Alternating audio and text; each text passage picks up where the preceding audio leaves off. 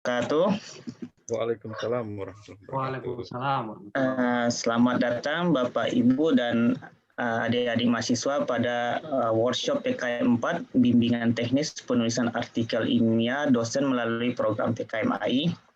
Di sini saya, Kadri Asri Putra, biasa dipanggil Ari, sebagai moderator pada workshop kali ini.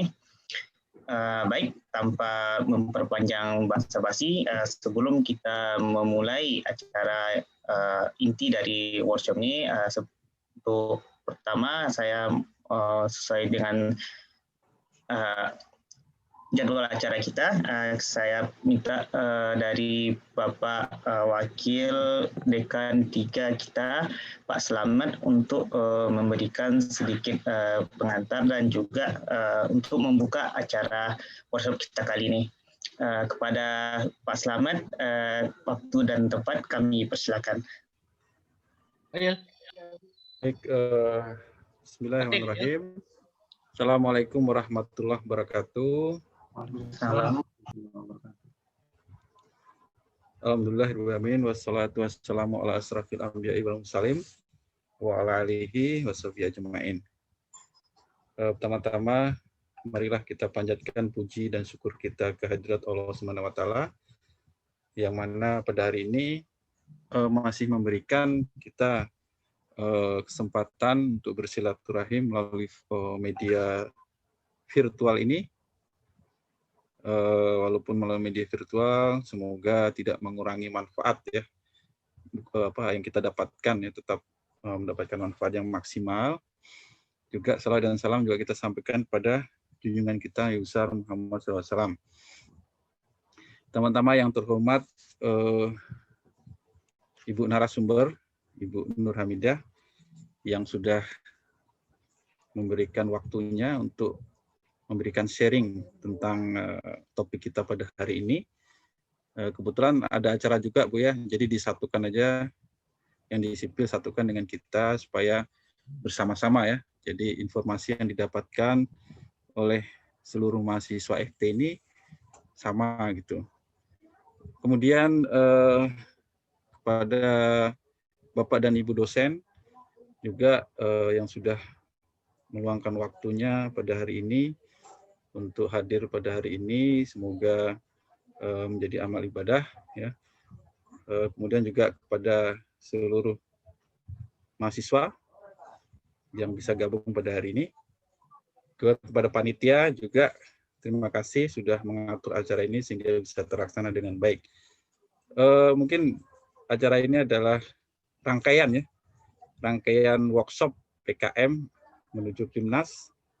Jadi memang kita masih mencari cara ataupun sistem yang cocok supaya usaha untuk mengembangkan kreativitas dan inovasi mahasiswa sebagai bagian dari kokurikuler pengembangan minat dan bakat atau soft skill itu bisa sustainable gitu kan. Ya, jadi mendapatkan suatu sistem yang sesuai. Nanti kalau kita evaluasi terus, ya nanti tahun depan mungkin ada modifikasi lagi atau ada penambahan atau kita pertahankan dan sebagainya. Jadi Bapak dan Ibu dan juga mahasiswa yang saya hormati, tujuan kita mengadakan kegiatan hari ini adalah sebenarnya mengambil kesempatan gitu ya, karena masukan dari Bu Ida tadi, PKM AI atau artikel ilmiah ini belum banyak gitu, dan hampir semuanya mungkin ya yang dikirimkan tuh selalu diterima. Ya, jadi kalau melihat di panduan tuh artikel ilmiah itu anggotanya tuh 3 orang mahasiswa ya dengan dosen pembimbing, itu diambil dari kegiatan rutin sebenarnya seperti KKN, kemudian KP, magang ya. Nah, itu karena di situ ada kerjasama tim.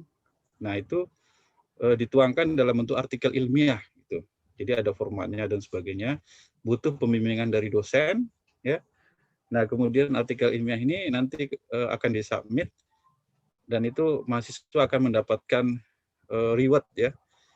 Kalau yang pengalaman sudah tuh dia memang nggak sampai PIMNAS ya. Jadi disubmit langsung nanti dapat reward dalam bentuk uang gitu ya, kalau nggak salah 3 juta gitu. Nah, mengambil kesempatan artinya karena mungkin belum banyak yang mengenal ini, makanya akan kita kenalkan, dan kalau bisa kerjasama antara dosen memang dibutuhkan sekali. Kadang banyak juga mahasiswa yang mengeluh katanya dosen susah ditemui dan sebagainya. Jadi melalui kegiatan hari ini kita ingin menjembatani lah ya antara dosen dengan mahasiswa, dosen bisa membantu mahasiswa. Ya, jadi keuntungannya banyak sekali, nanti mahasiswa juga punya pengalaman untuk menulis karya ilmiah ya, yang merupakan bagian dari kreativitas dan inovasi. Nah, mungkin tidak memperpanjang waktu, ini kayaknya sudah pada tidak sabar nih mendengarkan. Saya juga pengen dengar nih. Saya akan ikut sampai selesai nanti. Nah, saya juga masih belajar sebenarnya, masih baca-baca panduan gitu. Mungkin itu saja dari saya, Pak Ari. Kita berdoa dan mudah-mudahan kegiatan hari ini bisa memberikan manfaat yang maksimal. Kita buka dengan membaca basmalah. Bismillahirrahmanirrahim. Billahi taufiq wal hidayah. Assalamualaikum warahmatullahi wabarakatuh. Waalaikumsalam. Terima kasih kepada Pak Slamet yang telah membuka acara ini, dan juga mungkin untuk panitia juga mungkin boleh direkam ya Pak acara ini ya Pak? Ya, direkam Pak. Ya. Pak Fuad, silakan direkam kayak tadi Udah, pagi Pak. Pak Fuad. Udah mulai Pak, udah mulai direkam. Udah mulai. Oke. Ya Pak, siap Pak. Siap. Ya, karena berhubung seperti yang telah dikatakan oleh Pak Slamet, acara ini juga banyak manfaat, tidak hanya untuk mahasiswa, juga dosen yang juga nanti akan membimbing mahasiswa. Tentunya kita juga akan mengharapkan ilmu yang berguna nantinya untuk kemajuan dari Fakultas Teknik ini. Sebab itu mungkin untuk tidak memperpanjang waktu, bagaimana bentuk dari penulisan artikel ilmiah ini, saya persilakan Ibu Nur Hamidah untuk memberikan materi mengenai hal ini. Kepada Bu Ida, waktu dan tempat kami persilakan. Terima kasih Pak Ari.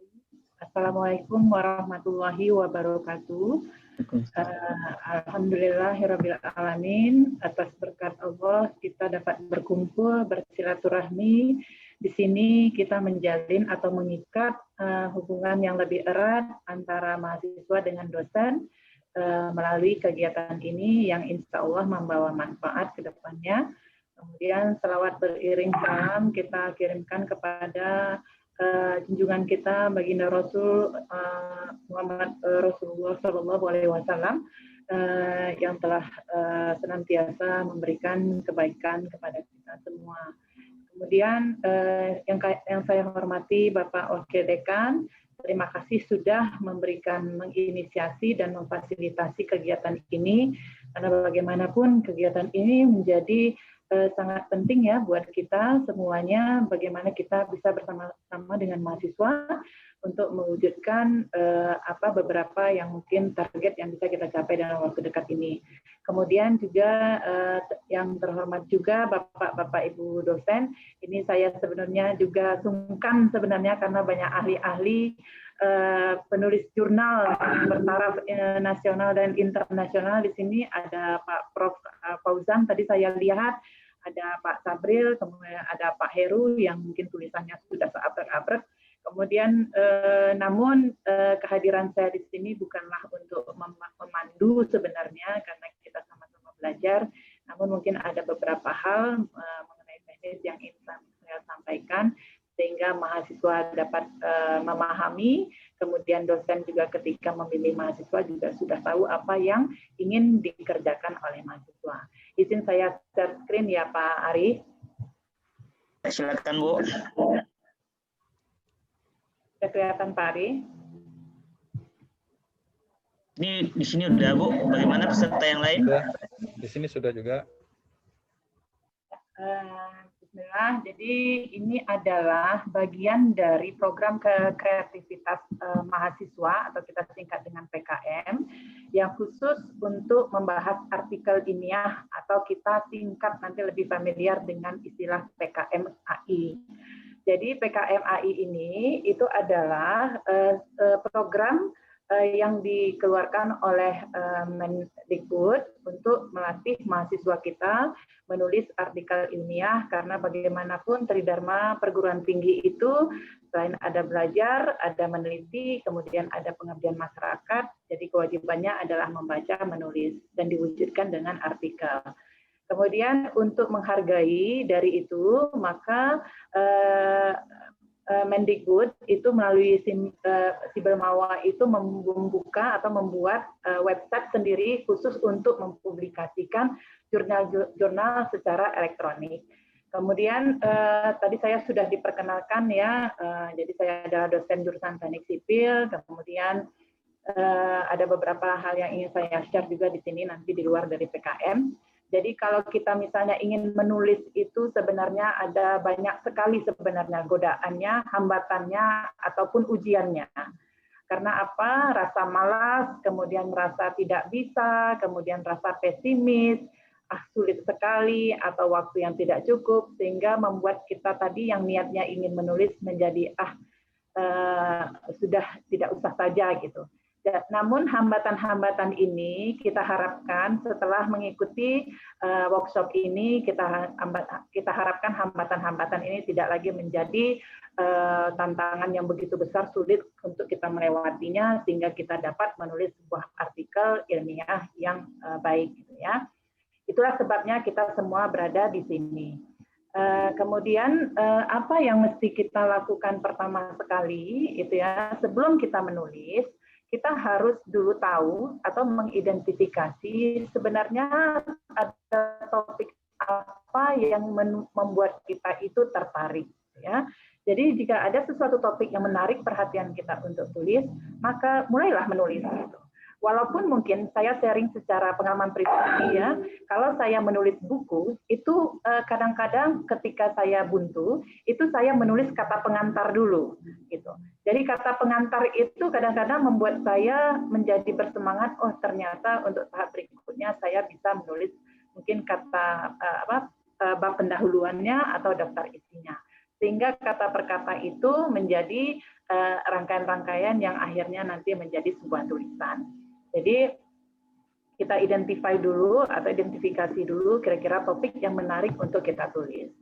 Nah, dalam pelatihan workshop ini nanti ada beberapa hal yang ingin disampaikan. Saya coba membaginya tentang pendahuluan dari PKM AI ini, kemudian tujuannya apa, kemudian ruang lingkup apa yang bisa kita tulis untuk PKM AI ini, kemudian luarannya apa, kemudian bagaimana kriteria pengusulan, kemudian bagaimana sistematika artikel ilmiah, kemudian bagaimana artikel kita dinilai, kemudian nanti ada beberapa surat pernyataan seperti halnya insentif publikasi ataupun penelitian lainnya dilakukan, maka ada surat-surat atau pernyataan dari pengaju pengusul gitu ya. Jadi ini akan kita kupas beberapa.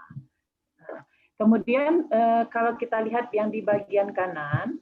Yang di bagian kanan ini kalau kita di bagian kanan ini adalah skema atau muara daripada kegiatannya. Kalau kita bisa bentuk bagi dua kreativitas mahasiswa, mungkin ada jenis beberapa yang dikenal sekali ya populer saat ini, itu adalah PIMNAS. Jadi PIMNAS itu nanti adalah kegiatannya dalam bentuk PKMP, PKMP, PKMM, PKMK, dengan PKMGT. Jadi ini muaranya semua PIMNAS. Namun ada kegiatan yang mungkin beberapa tahun belakangan itu luput dari perhatian mahasiswa, itu adalah PKM-AI. Ini memang muaranya tidak di PIMNAS, tapi adalah muaranya di Jurnal Kreativitas Mahasiswa. Jadi artikel apa yang bisa kita tulis, jadi bagaimana kita mengirimkannya gitu ya, dan itu dikirimkan secara daring dan dipublikasikan juga secara elektronik. Nah, artikel yang bisa kita kirim untuk PKM-AI ini itu boleh dari kerja praktek. Jadi laporan kerja praktek kita susun menjadi artikel ilmiah. Kemudian boleh juga dari pengalaman di lapangan ya, praktek pengalaman di lapangan PPL, atau mungkin dari KKN, ada hal yang menarik ingin ditulis. Kemudian Atau mungkin ada topik-topik lainnya yang merupakan kegiatan berkelompok di luar dari kegiatan KKN, KP, PPL ataupun kegiatan lain yang di luar itu juga boleh ditulis untuk dikirimkan ke jurnal. Nah, hanya saja menjadi catatan, semua kegiatan ini itu bukan merupakan tugas individu. Jadi misalnya tugas akhir itu adalah kegiatan individu. Jadi untuk itu tidak bisa dilakukan kecuali pekerjaan tugas akhir itu terdiri dari beberapa ataupun kelompok. Jadi stressingnya di sini adalah teamwork. Jadi bagaimana bekerja di dalam kelompok. Jadi bukan tugas individu seperti TB gitu ya, atau merupakan tugas besar gitu ya. Nah, tugas individu itu bukan menjadi artikel dalam kelompok PKMAI ini. Kemudian artikel ini nanti akan dinilai apakah layak untuk dipublikasikan, dan ketika seandainya layak untuk dipublikasikan, maka masing-masing artikel itu akan memperoleh insentif publikasi sebesar Rp3 juta. Kemudian papernya itu akan dipublikasikan di e-jurnal Ditjen Belmawa. Jadi ini di bawah ini adalah linknya. Kemudian panduan-panduan secara detail bisa dilihat pada link berikut yang tersebut. Kemudian bagaimana karakter utama dari PKMAI? Jadi di dalam penulisan itu tidak sama dengan proposal. Kalau di proposal itu kita punya timeline, punya time schedule ya maksudnya, kemudian ada usulan pembiayaan, maka di PKMAI ini tidak ada usulan pembiayaan. Itu karakter spesifik ya dari PKMAI dibandingkan dengan yang tadi yang kelompok PIMNAS.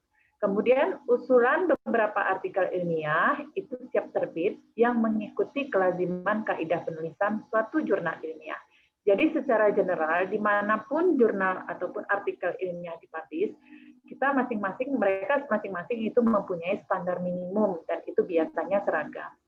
Kemudian sumber penulisan artikel ilmiah tersebut itu adalah kegiatan yang telah selesai dilakukan oleh kelompok mahasiswa. Jadi kalau seandainya terdiri dari 3 orang, kemudian setelah melakukan kemarin KKN tematik contohnya ya, kemudian membuat laporan, dan itu bisa dijadikan artikel ilmiah. Jadi karakter ini sekaligus menunjukkan bahwa sumber penulisan ini adalah merupakan kegiatan. Jadi bukan laporan yang seperti yang kita lakukan seperti KKN tematik kemarin yang ada laporan kegiatan, kemudian foto-foto, kemudian sedikit narasi, tetapi ini dialihfungsikan menjadi artikel ilmiah gitu. Nanti akan disampaikan detail bagaimana bentuk artikel ilmiah tersebut. Dan unsur yang paling harus ditonjolkan dalam PKMAI ini adalah kerjasama tim. Kemudian ada unsur kreativitas di dalam ide ataupun topik yang akan kita angkat. Jadi kerjasama tim dan unsur kreativitas itu menjadi penilaian yang mesti ditonjolkan. Jadi kenapa perlu adanya PKMAI ini? Itu adalah tujuannya sama ya seperti di perguruan tinggi. Itu kita berusaha, maksudnya di Kemendikbud itu berusaha untuk mengembangkan minat dan kemampuan menulis ilmiah mahasiswa. Kalau kita ingat dari SD itu kita sudah belajar membaca dan menulis sebenarnya ya. Jadi dari kecil itu adalah kita diajarkan menulis, kemudian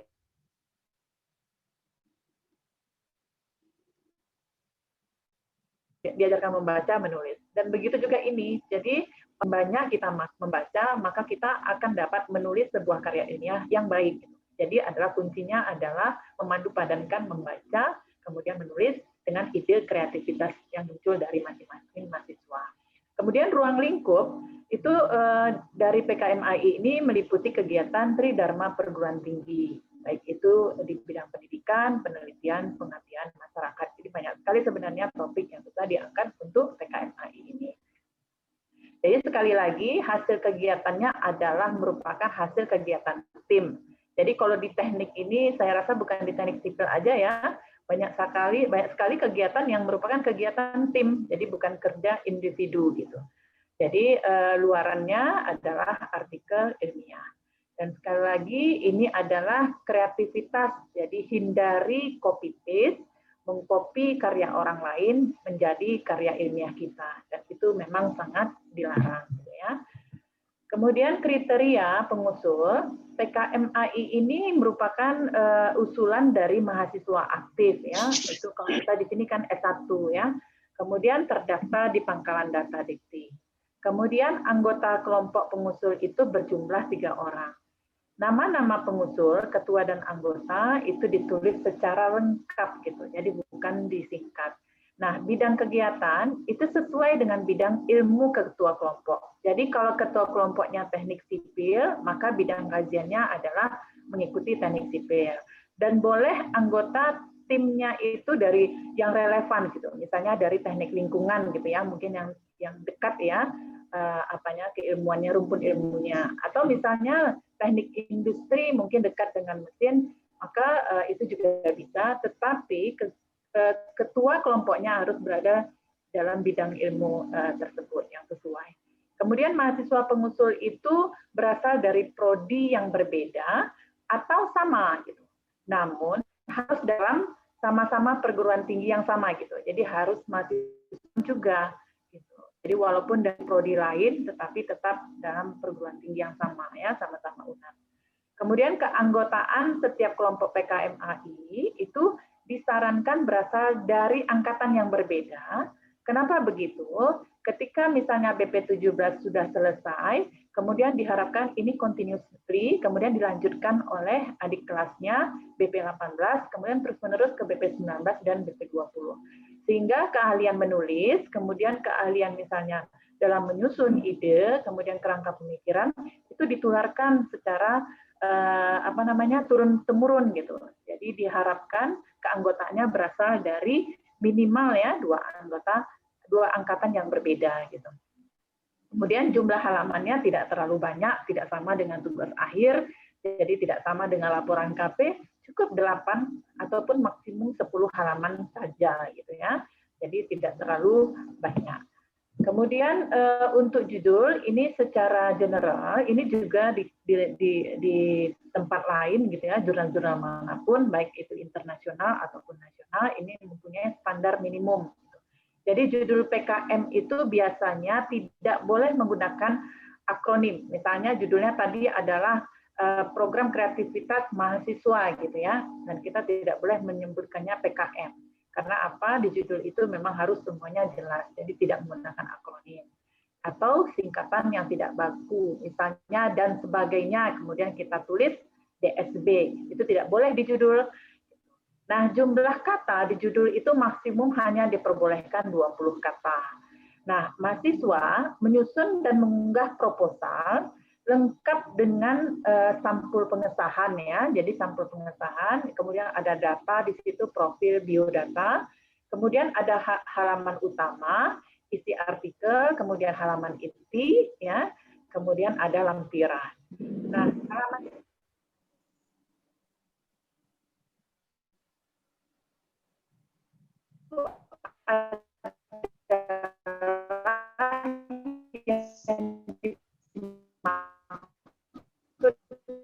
dengan judul sampai dengan jurnal. Sudah terbiasa menulis, mengecilkan halaman itu jauh lebih sulit gitu. Jadi menulis sedikit itu sebenarnya jauh lebih sulit kalau kita sudah terbiasa menulis. Karena kadang-kadang tanpa kita sadari ya sudah 20 halaman aja, kemudian ketika kita memuncurkan menjadi 10 halaman itu menjadi tantangan tersendiri gitu.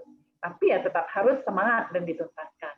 Kemudian ketika sudah memenuhi kriteria ini, berkasnya diunggah di Simbel Mawa dengan nama file, itu adalah nama ketua peneliti, kemudian nama perguruan tinggi, kemudian dengan PKMAI dalam bentuk PDF. Kemudian setelah diunggah oleh mahasiswa, sama dengan Simliptak Masdikti ya, yang lainnya itu, biasanya akan divalidasi oleh dosen pembimbing atau pendamping, kemudian disahkan oleh pimpinan perguruan tinggi bidang kemahasiswaan. Jadi nanti akan ada validasi. Makanya kerjasama antara mahasiswa dan dosen, komunikasi itu penting karena bagaimanapun sistem validasi itu dilaksanakan secara online. Ya. Nah, Kemudian huruf standar yang digunakan biasanya adalah Times New Roman ukuran 12. Kemudian biasanya kalau dosen itu menulis dalam satu spasi, maka di sini dia minta satu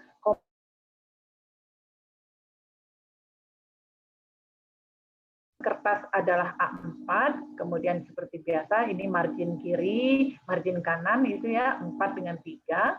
Kemudian halaman kelengkapan sampul sampai dengan daftar isi itu diisi dengan huruf I titik ya, I titik, 2 titik, 3 titik gitu ya. Jadi itu penomoran bagian halaman sampul karena dia akan memotong bagian isi nanti yang diletakkan pada sudut kanan bawah. Kemudian halaman utama yang dimulai dari pendahuluan itu nanti di penomoran halamannya baru kanan atas diletakkan karena ini yang akan diambil untuk dipublikasi. Nah, untuk format penulisan itu mengikuti sistematika seperti di samping ini. Jadi ada judul, ada nama penulis ya. Kalau dosen itu biasanya sudah terbiasa dengan isi artikel seperti ini. Kemudian ada abstrak dalam bahasa Indonesia dan abstrak dalam bahasa Inggris, kemudian ada pendahuluan, kemudian tujuan, kemudian metode, ya, metodologi, kemudian ada hasil dan pembahasan, kesimpulan, kemudian ucapan terima kasih jika menggunakan dana, misalnya hibah ataupun dana publikasi, ataupun ada yang membantu pendanaan, disampaikan di ucapan terima kasih, kemudian ditutup dengan daftar pustaka dan lampiran kalau ada. Jadi ini secara umum biasanya ini dosen-dosen juga sudah paham, inilah bentuk isi artikel. Nah, judul tadi sudah disampaikan maksimum 20 kata gitu. Jadi menggambarkan isi pokok tulisan secara ringkas gitu. Jadi diusahakan seringkas mungkin sehingga judul itu menggambarkan isi. Kembali lagi dihindari menggunakan akronim yang tidak umum atau baku gitu ya. Seperti tadi ya, DSB, DST, atau misalnya yang itu dibuat IEG ya, kita terbiasa dengan itu, dan itu harus dihindari. Nah, nama penulis itu diletakkan tepat di bawah judul, kemudian disertai dengan afiliasi atau alamat institusi penulis. Jadi seperti sekarang ini, kalian adalah misalnya ya jurusan teknik mesin, maka di bawah itu adalah ditulis jurusan teknik mesin, Fakultas Teknik, Universitas Andalas gitu.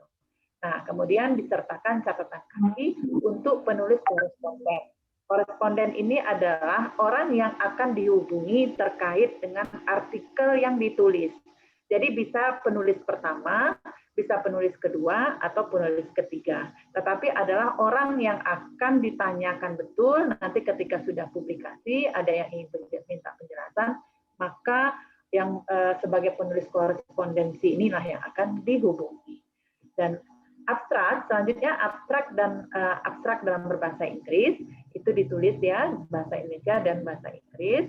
Nah, itu biasanya tidak lebih dari 250 kata.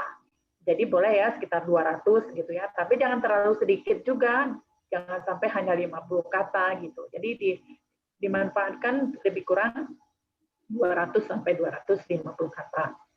Nah, isi abstrak itu menggambarkan latar belakang, kemudian tujuan, kemudian ada metode yang digunakan, kemudian ada hasil yang diperoleh, kemudian kesimpulan dari penulisan tersebut.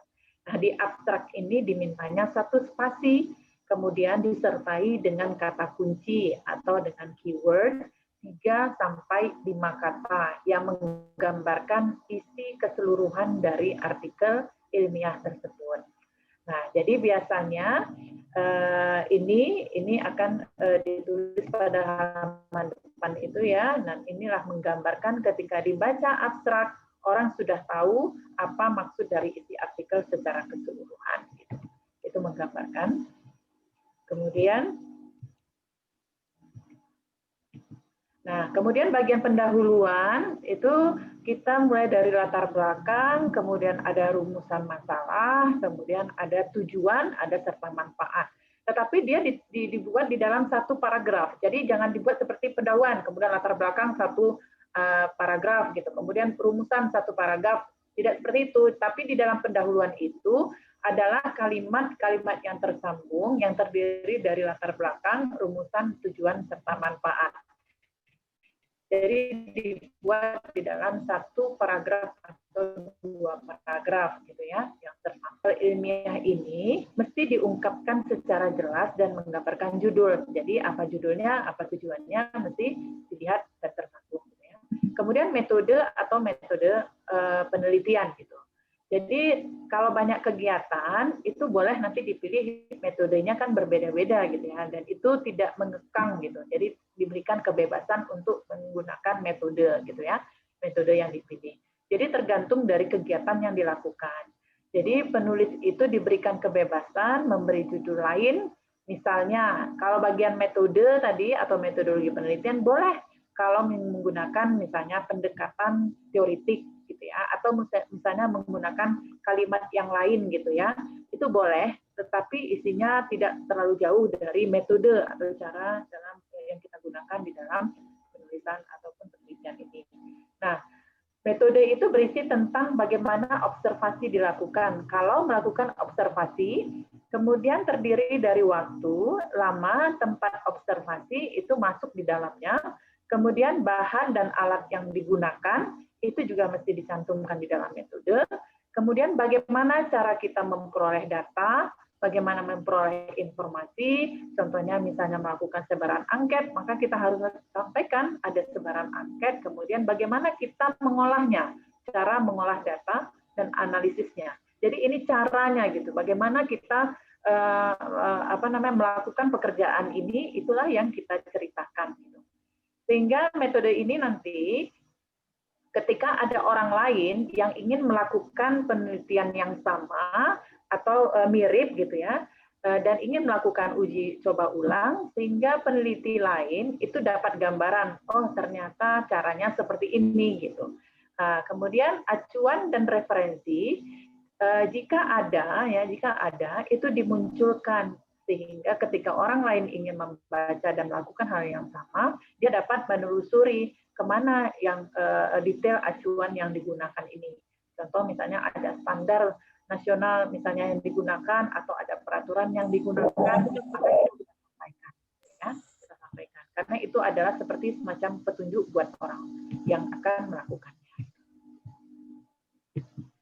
Nah, dan di sini hasil ya di bagian kanan itu ada grafik ya, bentuk-bentuk grafik observasi, pengumpulan data, kemudian kita menyajikannya secara ringkas dalam bentuk tabel ataupun gambar. Jangan biarkan dia hanya tertinggal sebagai gambar dan tabel saja, harus kita pandu dengan narasi gitu. Jadi kita harus menceritakan seperti misalnya ya pada gambar yang pertama ini yang paling atas ini, apa maksudnya gitu. Contohnya misalnya yang S2 ini apa gitu, artinya apakah ada material jenis sesuatu yang digunakan, kemudian bagaimana perilakunya, apakah menarik atau tetap menaik ataupun tetap saja, kemudian ada lagi yang ini. Jadi itu kita ceritakan dengan bahasa kita gitu, menjelaskan kepada pembaca, ini loh maksudnya grafik ini. Contohnya misalnya apabila parameter X-nya adalah sekian, maka variabel Y-nya akan sekian gitu. Jadi itu kita ceritakan. Jadi jangan pernah meninggalkan grafik dalam keadaan tanpa narasi gitu, karena itu akan membingungkan gitu. Begitu juga grafik bawahnya. Seperti ini, ada tren yang naik, ada tren yang turun. Kemudian yang warna biru itu naik, yang warna merah itu turun, itu maksudnya apa? Dan itu kita interpretasi gitu. Jadi kita bercerita dengan memang apa adanya gitu. Ada fakta, kemudian kita ceritakan, kemudian kita tidak perlu membuat suatu spekulasi gitu. Katakan aja bahwa ini adalah hasilnya gitu, yang bisa kita pertanggungjawabkan. Nah, interpretasi dan ketajaman analisis dari penulis terhadap hasil itu sangat membantu ya, sangat membantu pembaca terhadap grafik-grafik atau gambar-gambar yang kita sajikan. Kemudian pemecahan masalah ataupun perbedaan ataupun ada kesamaan pengamatan yang ditemukan itu juga kita sampaikan gitu. Kita sampaikan di dalam hasil dan pembahasan.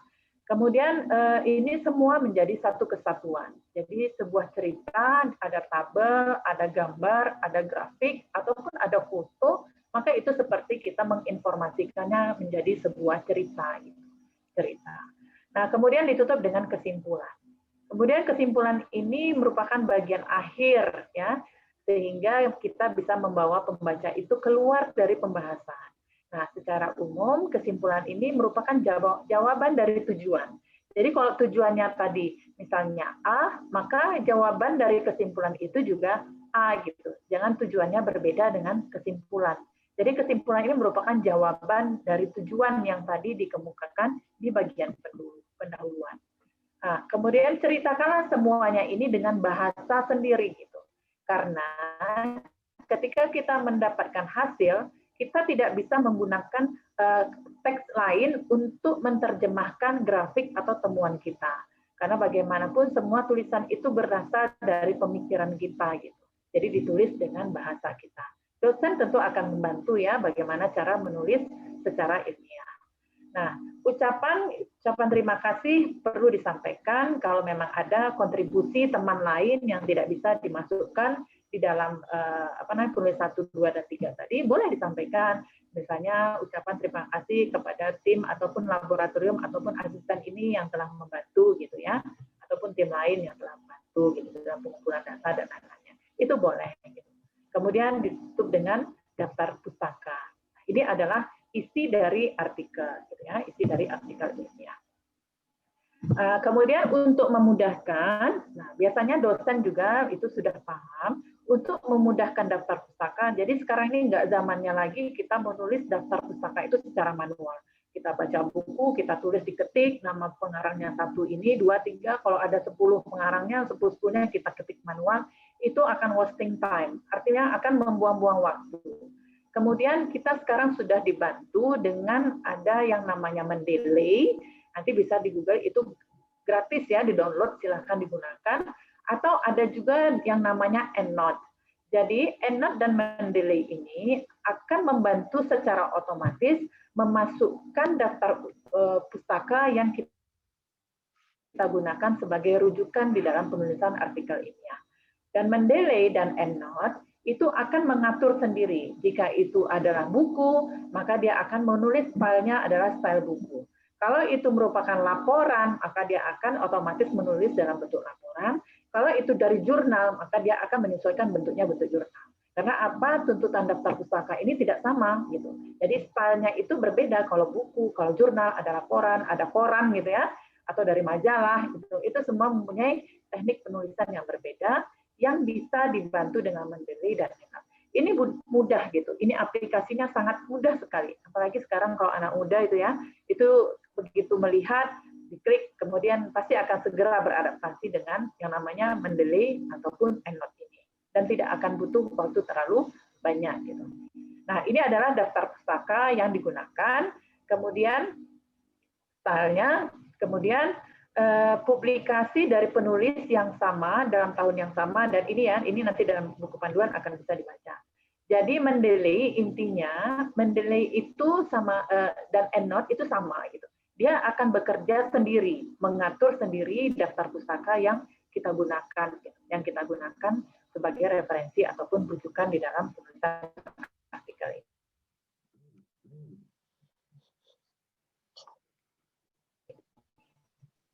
Dan itu tidak sulit gitu.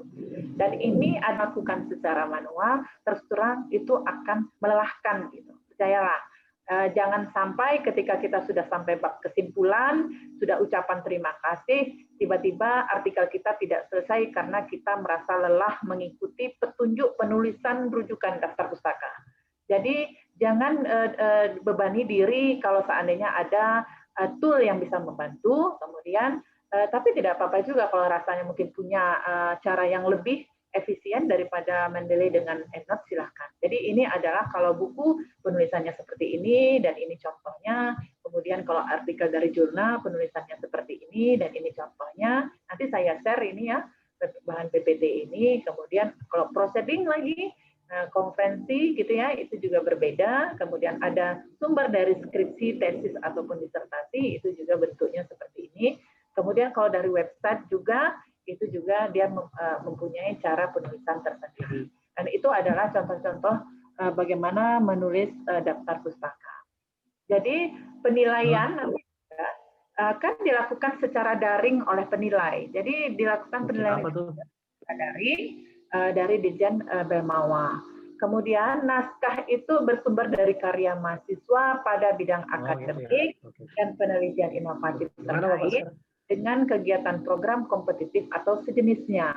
Jadi bisa dalam bentuk praktek lapangan, kemudian ataupun kuliah lapangan. Kalau kita melihat misalnya pembangunan pabrik apa gitu, dan itu ada sesuatu yang menarik dan kita ingin menulis, silakan menulis gitu. Kemudian ada misalnya pembangunan jalan tol, kita lihat ada hal yang menarik untuk kita buat tulisan, ya silahkan ditulis. Kemudian ataupun dari KKN misalnya melihat sesuatu yang menarik untuk ditulis di daerah wilayah kerja KKN gitu ya, silahkan. Magang misalnya di Semen Padang atau misalnya di Inalum atau misalnya di industri besar lainnya, ada hal yang menarik bisa ditulis, silahkan ditulis gitu.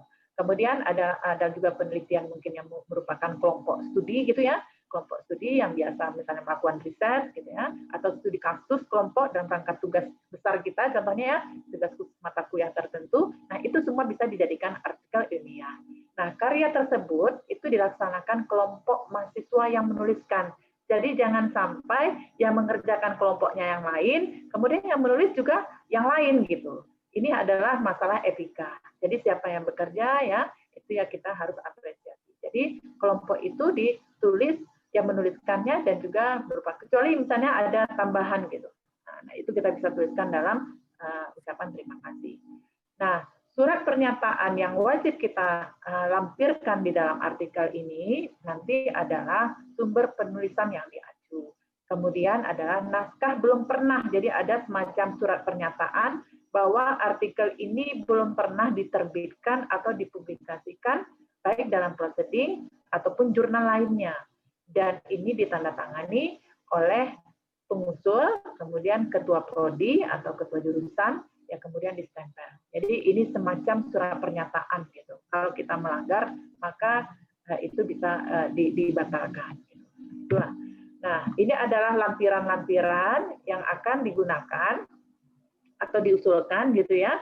Jadi ada biodata ketua anggota, kemudian ada biodata dosen pembimbing, kemudian ada susunan organisasi, kemudian tim penyusun, pembagian tugas, kemudian ada surat pernyataan gitu ya, ketua tim, kemudian ada pernyataan sumber tulisan gitu. Keaslian juga perlu disampaikan. Nah, itu lampirannya. Jadi mungkin ada beberapa tips ya yang perlu ditambahkan. Ada 2 style gitu, orang yang sebentar. Jadi ada 2 style orang yang menulis. Yang pertama itu dia sangat berhati-hati menulis, kemudian baru setelah sangat hati-hati baru menulis gitu. Jadi takut salah gitu. Atau ada yang tipe kedua, menulis terus, hanya menulis gitu. Menulis aja apa saja yang dibaca kemudian ditulis, kemudian nanti baru dikoreksi lagi. Kemudian silahkan memilih style mana yang cocok. Kalau saya biasanya yang kanan. Jadi saya kalau ada ide, saya tulis aja dalam bentuk yang mungkin tidak terlalu saya khawatirkan. Saya mau excuse sebentar ya. Sebentar aja, karena anak saya pulang. Sebentar aja, maaf.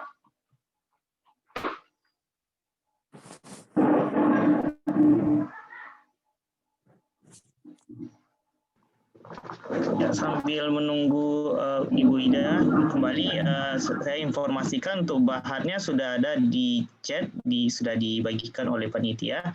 Silakan Bapak Ibu dan rekan-rekan sekalian yang berminat untuk mendownloadnya. Oke, maaf inilah kalau ibu-ibu yang ngasih materi. Nggak apa-apa Bu, silakan Bu. Jadi saya sarankan gitu ya.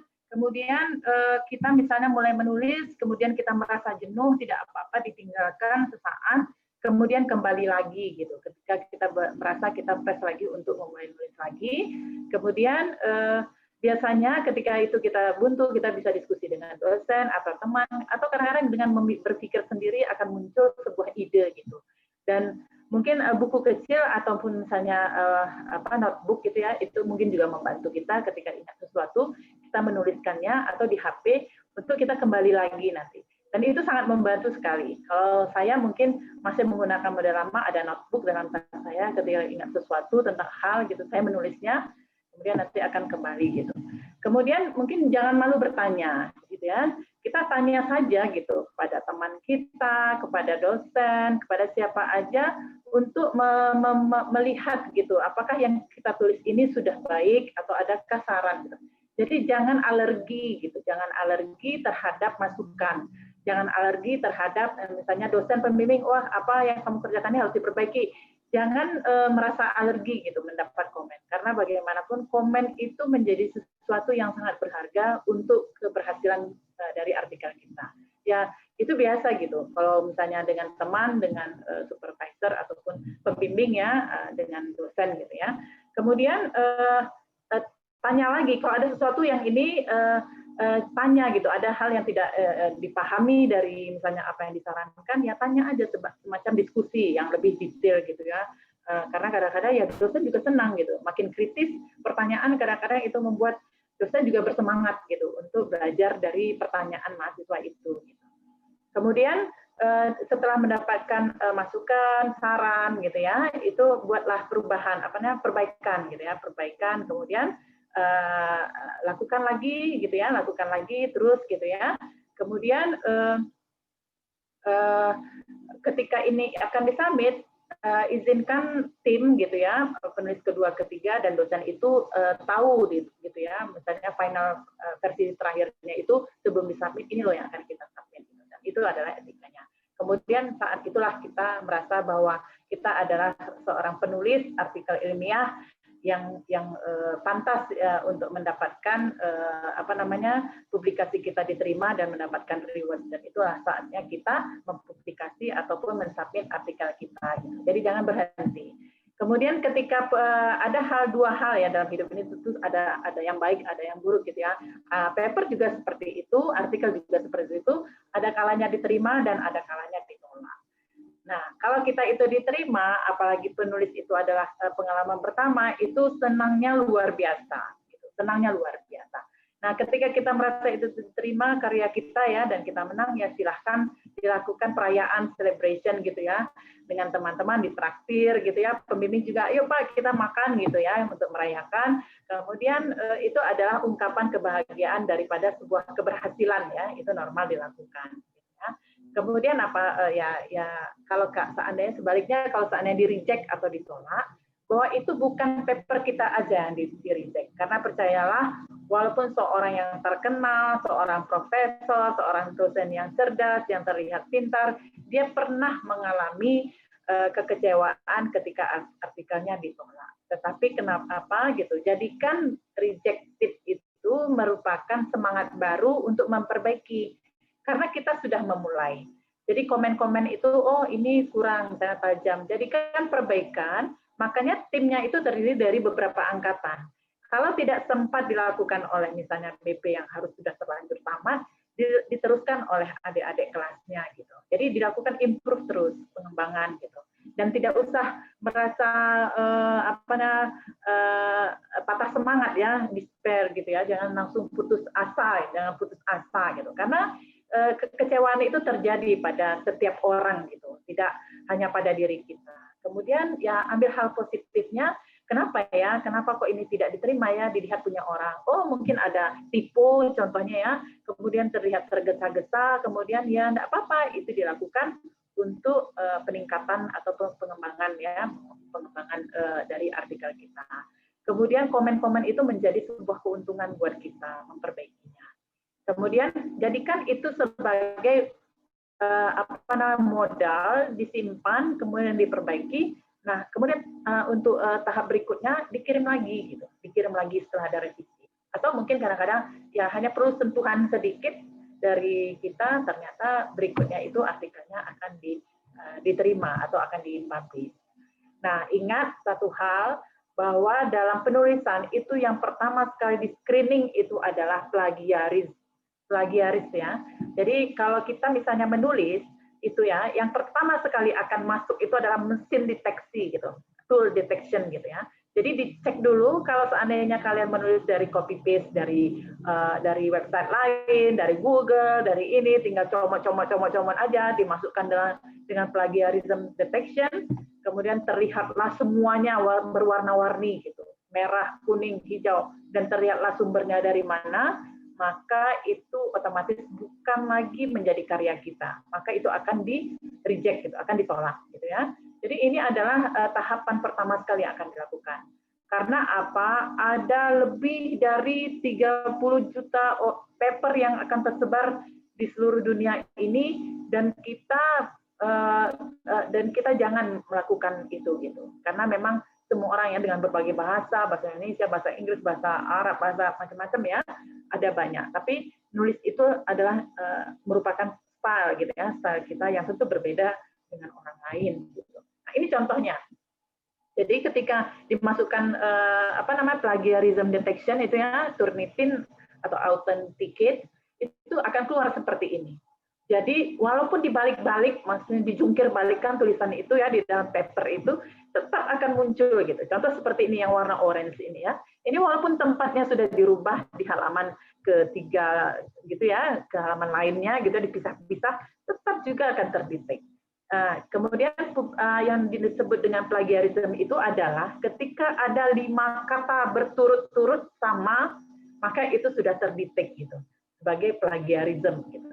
Nah itu gitu ya. Jadi ini akan terdetek pada awal pertama. Jadi menulis saja dengan karakter kita, dosen sebagai pembimbing akan membantu meluruskan. Oh mungkin ini bahasanya mesti diuruskan gitu, bahasanya gitu ya. Nah begitu juga dengan memanipulasi gambar. Kalau kita misalnya merasa itu gambar bukan karya kita, ya akui saja gitu. Akui saja itu bukan gambar kita. Gitu. Jangan sampai kita mencomot gambar orang, kemudian kayak seperti ini yang pertama ini ya, yang di A ini, kemudian ditambah bolong, ya, maksudnya gambar yang warna birunya sedikit, kemudian kita lihat itu menjadi kita, atau gambarnya dibolak-balik gitu ya, dibolak-balik atas menjadi bawah, itu tetap juga disebut dengan manipulasi gitu, penipuan gitu. Jadi kalau memang kita mengambil capture itu misalnya dari lab atau dari lapangan, ya gunakan aja karya kita, tetapi bukan dari karya orang lain yang kita klaim sebagai karya kita. Gitu. Nah, itulah kira-kira yang mungkin yang bisa disampaikan tentang materi PKMAI ini. Tapi terlebih mungkin WD3, kemudian ya beberapa mungkin dosen atau yang tim ya, itu adalah bagaimana kita membangun kebersamaan sebenarnya, interaksi lebih kuat antara mahasiswa, dosen, pengelola, sehingga kita menjadi satu kesatuan yang kompak gitu untuk mencapai target-target Fakultas Teknik ke depannya. Begitu saja yang ingin saya sampaikan, silakan kalau ada masukan ya, terutama dari Bapak-Bapak dosen, Bapak-Bapak Prof, yang sudah mungkin banyak ya pengalamannya, silahkan sharing juga. Saya kembalikan kepada moderator. Wassalamualaikum warahmatullahi wabarakatuh. Waalaikumsalam warahmatullahi wabarakatuh. Terima kasih banyak Bu Ida. Wah, ini ilmunya sangat berguna sekali ya. Ya, apalagi tidak hanya untuk mahasiswa, bagi kami yang dosen yang sedang, apalagi dosen muda yang sedang belajar nulis juga ini sangat diperlukan. Dan mungkin tadi ada dibahas Mendeley ya, Bu? Ya. Ini kan Mendeley ini emang terkenal ya, karena bisa bikin bibliografinya otomatis ya, Bu. Apakah itu untuk bahasa Indonesia sudah tersedia nggak, Bu? Kalau rujukan itu dalam bahasa Indonesia itu juga bisa kita kan dia jadi tergantung misalnya kita ke Google Scholar nih. Google Scholar, kemudian kita mengambil atau merujuk gitu ya paper yang bahasa Indonesia, maka dia otomatis juga akan mengikuti style ataupun standar. Karena dia kan penempatannya yang dia atur gitu, Pak Ari. Yang stylenya apa? Ada yang dari bahasa Indonesia, Bu? Kan ada stylenya kayak Harvard, ada Oxford gitu. Apakah untuk Indonesia sudah ada, Bu? Saya nggak tahu, tapi kan ini kalau saya biasanya menggunakannya banyak ke jurnal internasional gitu ya Pak ya, maksudnya penulis itu saya rasa mungkin ada Pak. Jadi kayak kita kan juga Indonesia itu punya pilihan style juga gitu, misalnya apa gitu ya. Kemudian ya menurut saya itu mengikutin gitu standar penulisan general. Gitu. Detail saya memang tidak memperhatikan gitu ya khusus bahasa Indonesia gitu. Karena bagi saya ketika masuk ke Google Scholar itu mereka kan kita lihat mempunyai standar penulisan gitu, seperti di jurnal yang saya coba ini itu punya standar penulisan walaupun rujukannya dari bahasa Indonesia gitu. Itu Pak Arif. Ya, kasih banyak Ibu ya. Jadi untuk adik-adik mahasiswa mungkin kalau masih pusing menggunakan menyusun daftar pustaka mungkin bisa dicoba Mendeley, otomatis bisa dibuat sendiri. Kalau saya biasa menggunakan EndNote Pak. Enak ya Bu?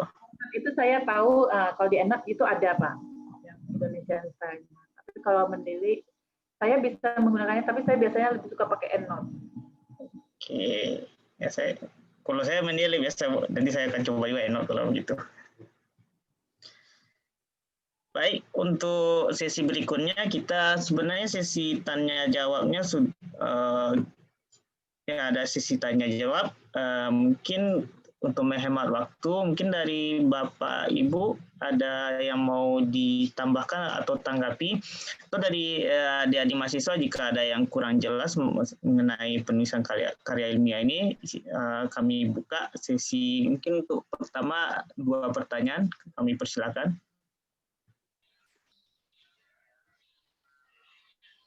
Pak Al-Kadri, saya mau nanya, Pak. Ya, Bu. Nah, ya. Pertanyaannya, kriteria yang dijadikan sebagai artikel itu seperti apa? Apakah sesuatu hal yang baru atau bagaimana gitu yang dijadikan sebagai bahan atau materi untuk artikel? Demikian saja. Terima kasih. Ya, terima kasih. Ini dari pertanyaan dari Bu Hilma, kriteria artikel.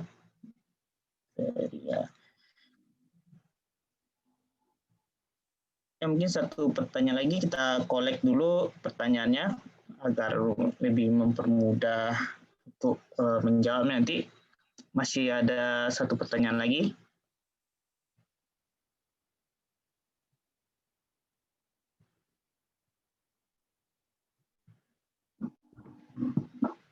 Mungkin silakan nggak usah sungkan ya mahasiswa, karena kita membuat ini untuk mahasiswa gitu.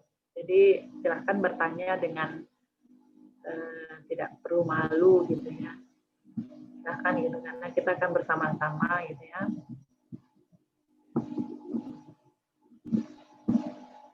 Ya, masih ada pertanyaan?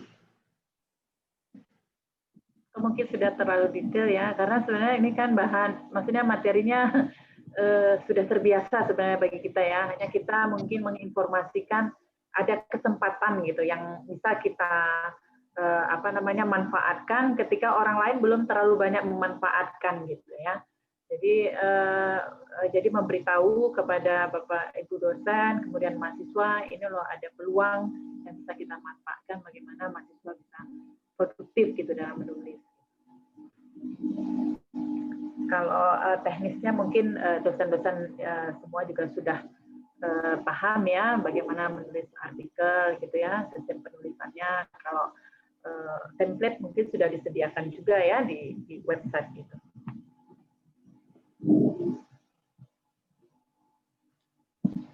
Ya, baik dari peserta, sepertinya untuk sesi ini satu pertanyaan Bu, untuk menghemat waktu mungkin kami persilakan juga untuk Bu Ida. Ini pertanyaan dari Bu Hilma, itu apa kriteria artikel yang biasa diterima dalam penulisan karya ilmiah ini?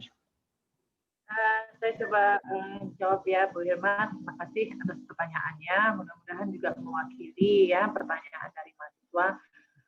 Jadi kalau kita lihat di website kemarin itu, saya sudah lihat beberapa materi gitu ya yang terpublish gitu ya di jurnal itu, dia bukanlah sesuatu hal yang baru gitu. Jadi adalah mungkin artikel yang dimaksud ini adalah bagaimana kita misalnya menganalisis suatu peristiwa, yang peristiwa itu juga merupakan karya ataupun ide yang baru gitu. Jadi bebas saja. Jadi kayak kemarin contohnya ya, pengaruh misalnya ekstrak daun sirih contohnya ya sebagai disinfektan gitu ya. Nah itu kan sebenarnya banyak karya yang sama gitu ya, banyak karya yang sama yang serupa. Kemudian mungkin dalam perspektif penulis dia menyajikannya berbeda gitu. Jadi saya rasa tidak harus ide spesifik, karena kita lihat pun tadi sumbernya bisa kerja praktek, bisa tugas besar, bisa tugas khusus, bisa juga KKN, bisa juga dari praktek lapangan ya, dan yang kalau kita lihat dari sumbernya ataupun dari magang gitu ya. Dan kalau kita lihat dari situ itu kan bukan semuanya hal yang baru.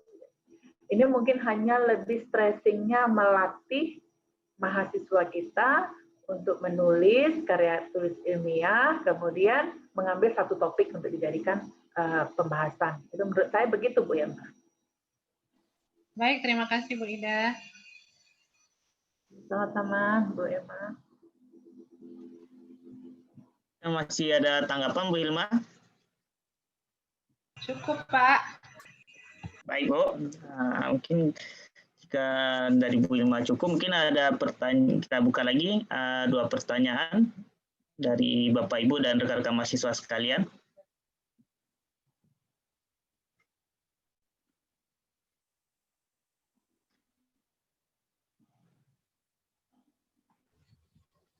Hai, sambil kita... Ada pertanyaan sedikit boleh?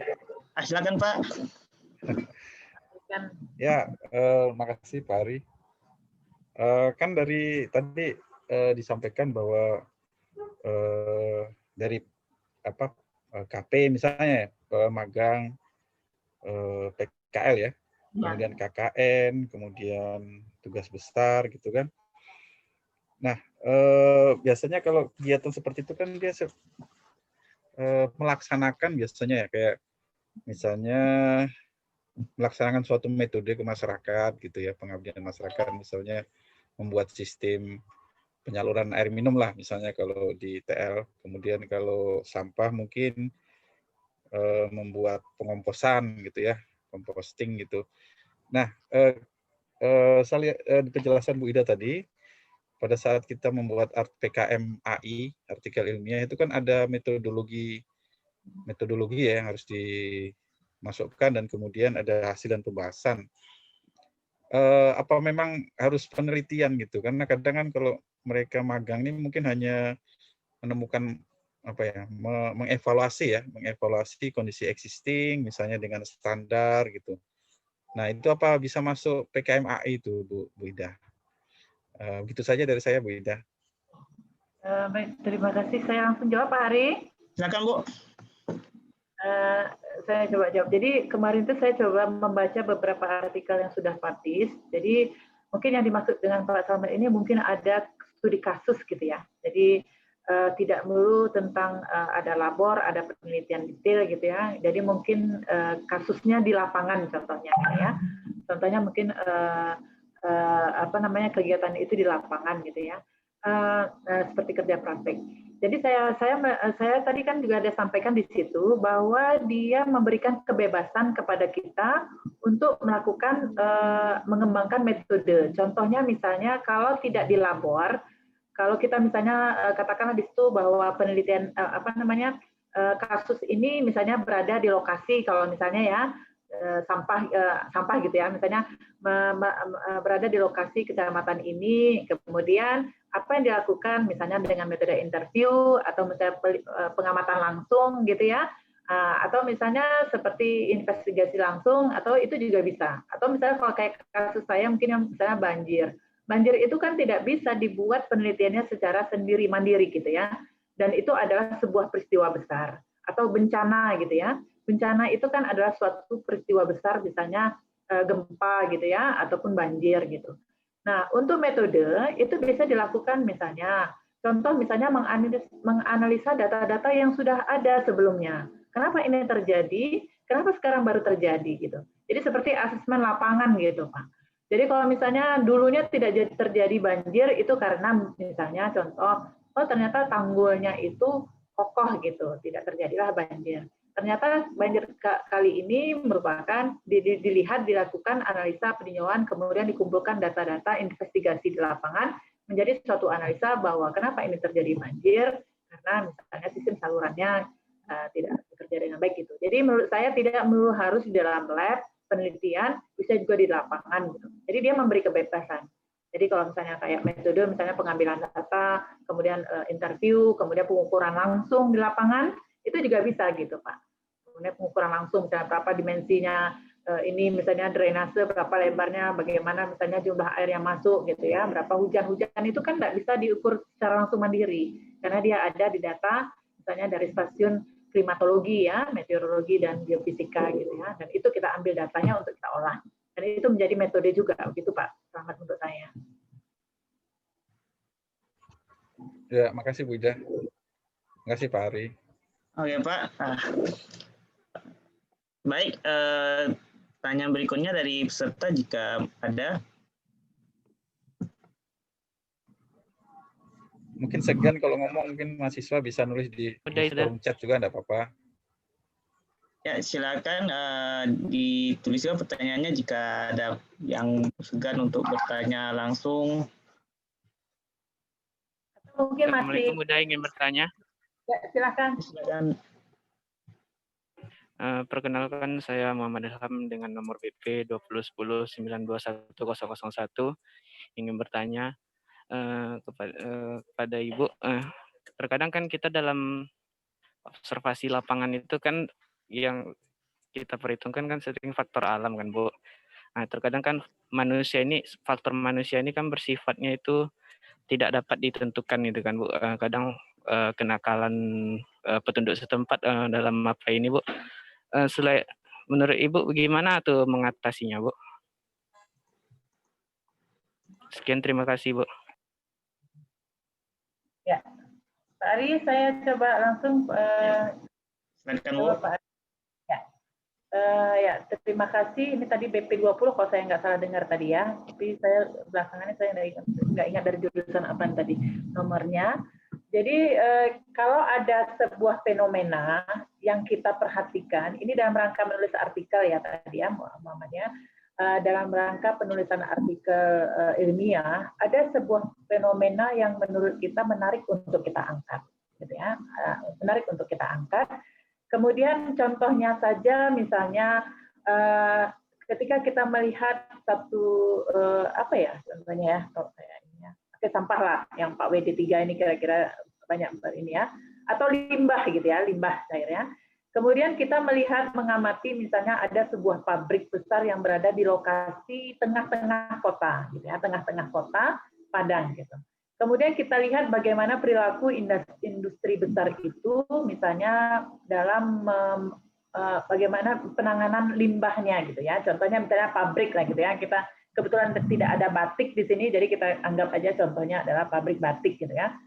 Ketika itu menjadi perhatian kita, mereka kain cucian apa namanya pabrik batik itu dibuangnya ke sungai, itu kan menjadi perhatian kita. Nah, ketika kita mengangkatnya menjadi sebuah artikel, tentu kita ingin tahu gitu, kenapa mereka membuangnya di sana, kemudian apakah itu benar, apakah fenomena itu baik, kemudian ada lagi kita tinjau misalnya di situ adalah sungai gitu. Sementara sungai itu kan tempat atau habitatnya ya, biota gitu ya, sungai. Contoh ikan, udang, atau ada tanaman lain, ataupun ada ya, yang lain gitu ya. Kita lihat bagaimana misalnya reaksinya terhadap penerimaan sungai. Sementara kita lihat juga di situ ada yang mencuci, misalnya ya, atau ada yang memanfaatkan air itu gitu untuk irigasi. Nah, kalau kita hubungkan limbah pabrik tadi, itu kan sebenarnya adalah perilaku manusia tadi yang disebut oleh Muhammad tadi, yang kita tidak bisa pahami. Ya, kemudian dibuang misalnya ke saluran ya. Sementara saluran itu adalah saluran irigasi yang ketika airnya digunakan untuk tanaman, makanya tanamannya mati. Kemudian ketika airnya dialihkan ke misalnya ke kolam ikan, maka ikannya pun mati. Maka itu bisa menjadi analisa sendiri dengan cara mengamati gitu. Diamati, kalau perlu ditanya, misalnya ada yang ingin ditanyakan, difoto, kemudian dikumpulkan data. Kalau perlu adakan uji sedikit gitu, bagaimana tentang kualitas air gitu ya. Sementara kalau irigasi dan perikanan itu kan membutuhkan air bersih. Manusia kan butuhnya air bersih. Ketika itu sudah dicemari oleh limbah pabrik, apa yang terjadi? Kemudian apa sebaiknya yang harus dilakukan gitu. Jadi solusi. Jadi itu ada contoh. Jadi fenomena apapun boleh gitu. Fenomena apapun boleh kita lihat, kita perhatikan, kita amati. Tujuannya adalah mengimbau, oh ini adalah sesuatu yang sebaiknya tidak dilakukan. Kemudian bagaimana kalau dilakukan dengan ini gitu. Jadi semakin banyak kita memberikan informasi mana yang benar, mana yang salah. Begitu menurut saya itu. Mungkin itu yang maksudnya tadi ya.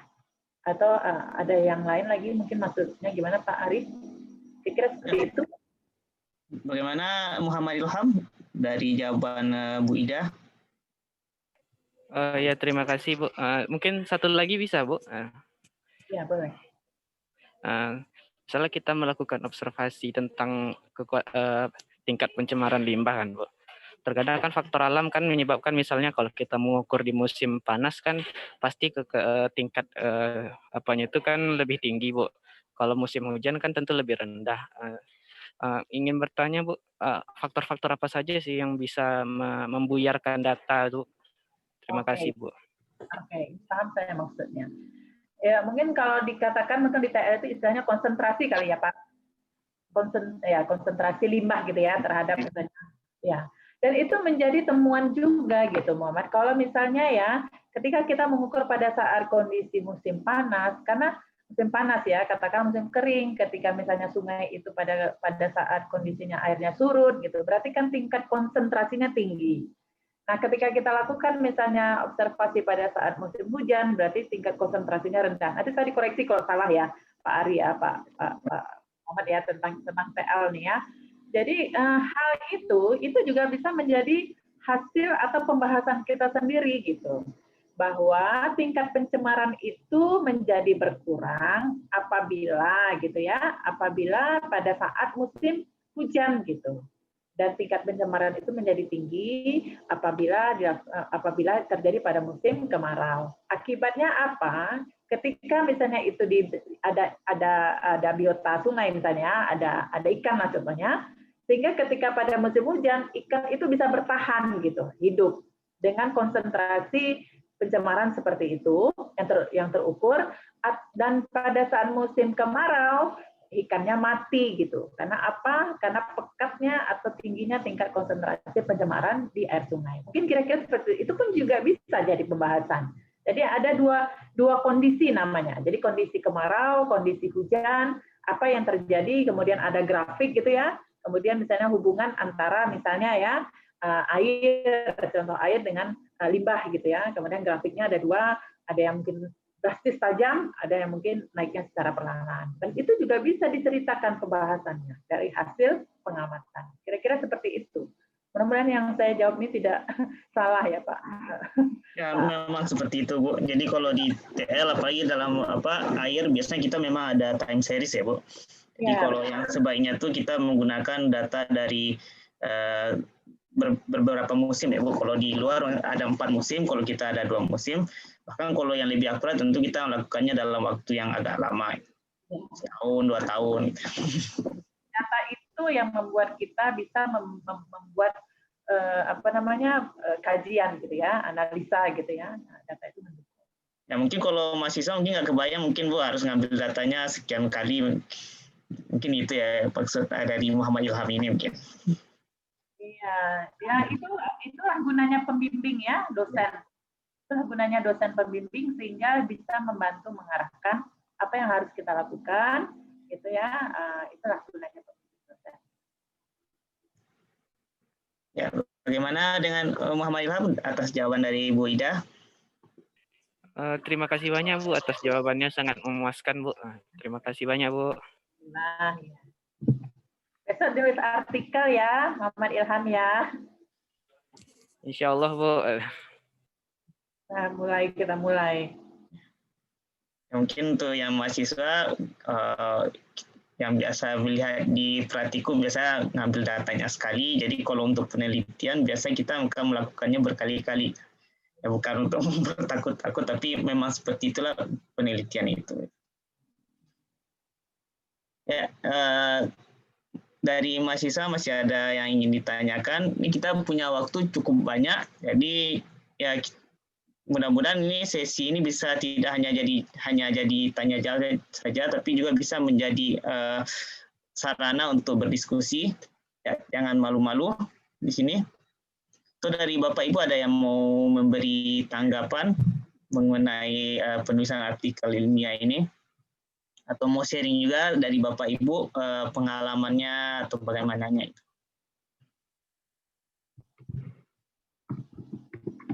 Ada Prof. Fauzan di sini, silakan Pak Prof. Fauzan, mungkin lebih banyak pengalamannya Prof. di dalam menulis artikel ilmiah ini.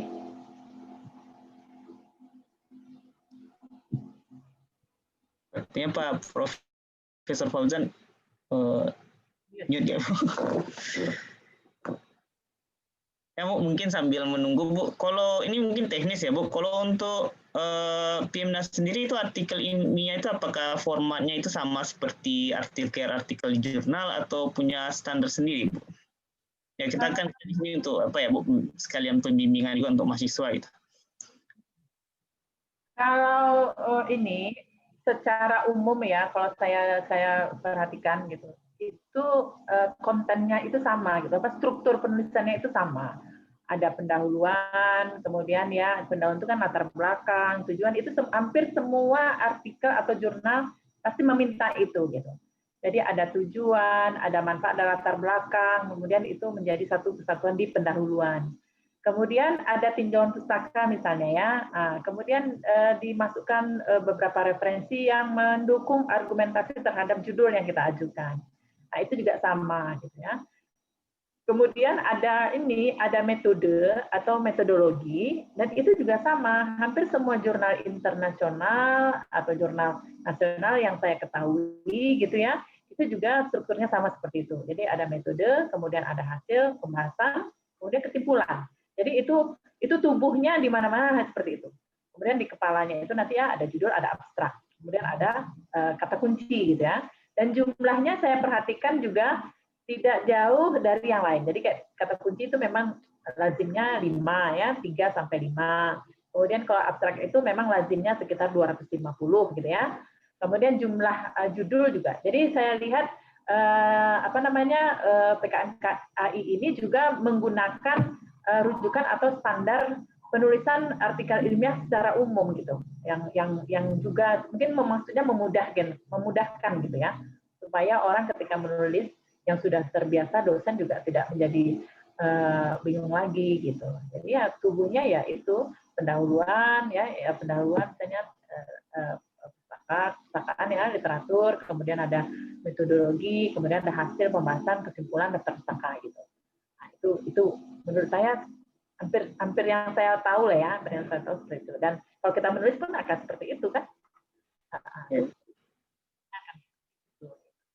Cuma tinggal lagi mungkin kayak hal-hal teknis yang kecil-kecil gitu. Contoh misalnya biasanya artikel itu spasinya 1 gitu. Kalau ini tadi saya lihat dia misalnya kan mintanya 1,15 gitu. Maksudnya mungkin supaya lebih sedikit berjarak.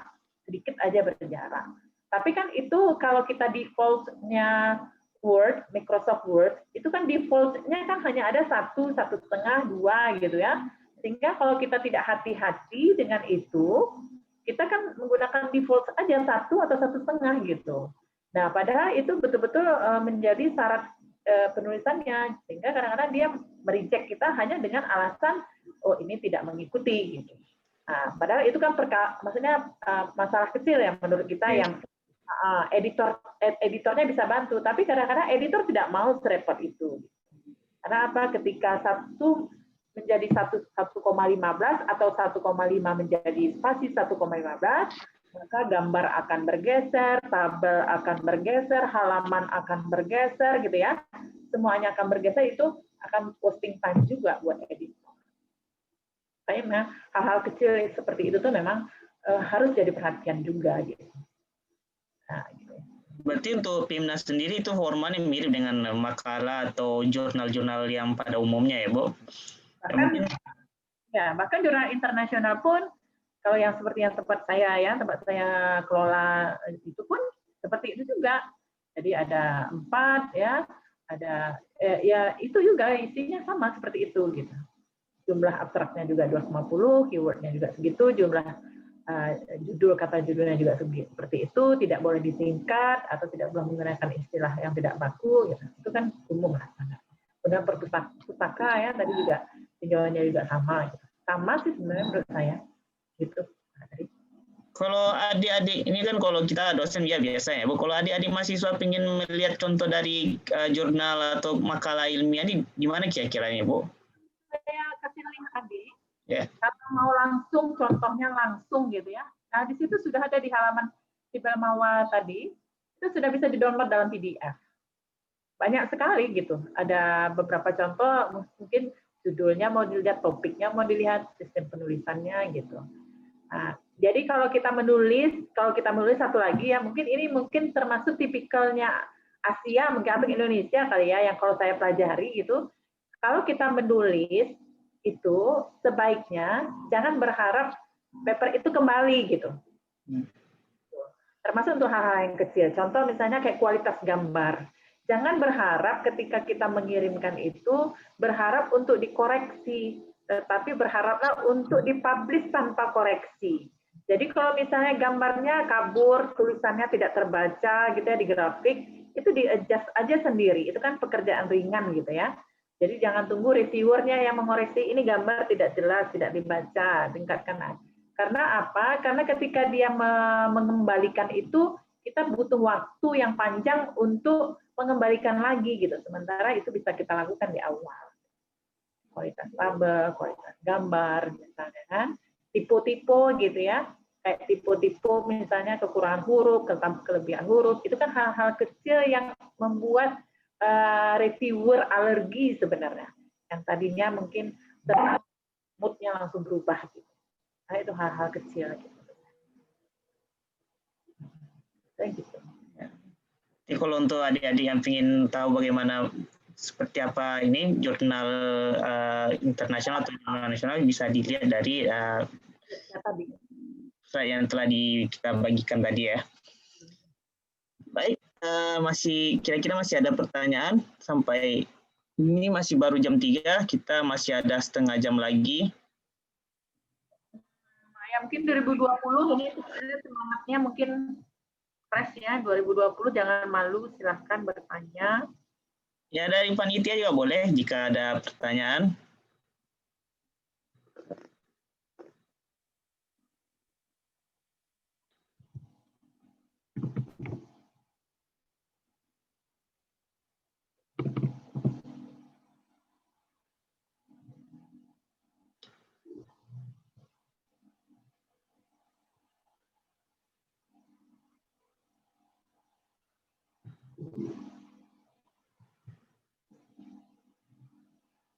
Yang semua pada diam semua. Ya. Kalau tidak ada, mudah-mudahan yang disampaikan ini memang betul-betul sangat jelas ya. Tinggal eksekusi lagi.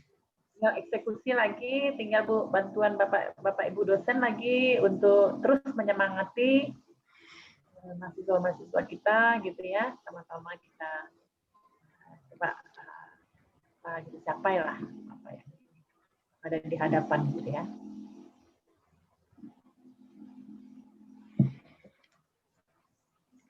Ya mungkin ini sedikit saya ingin sosialisasi lah kalau gitu.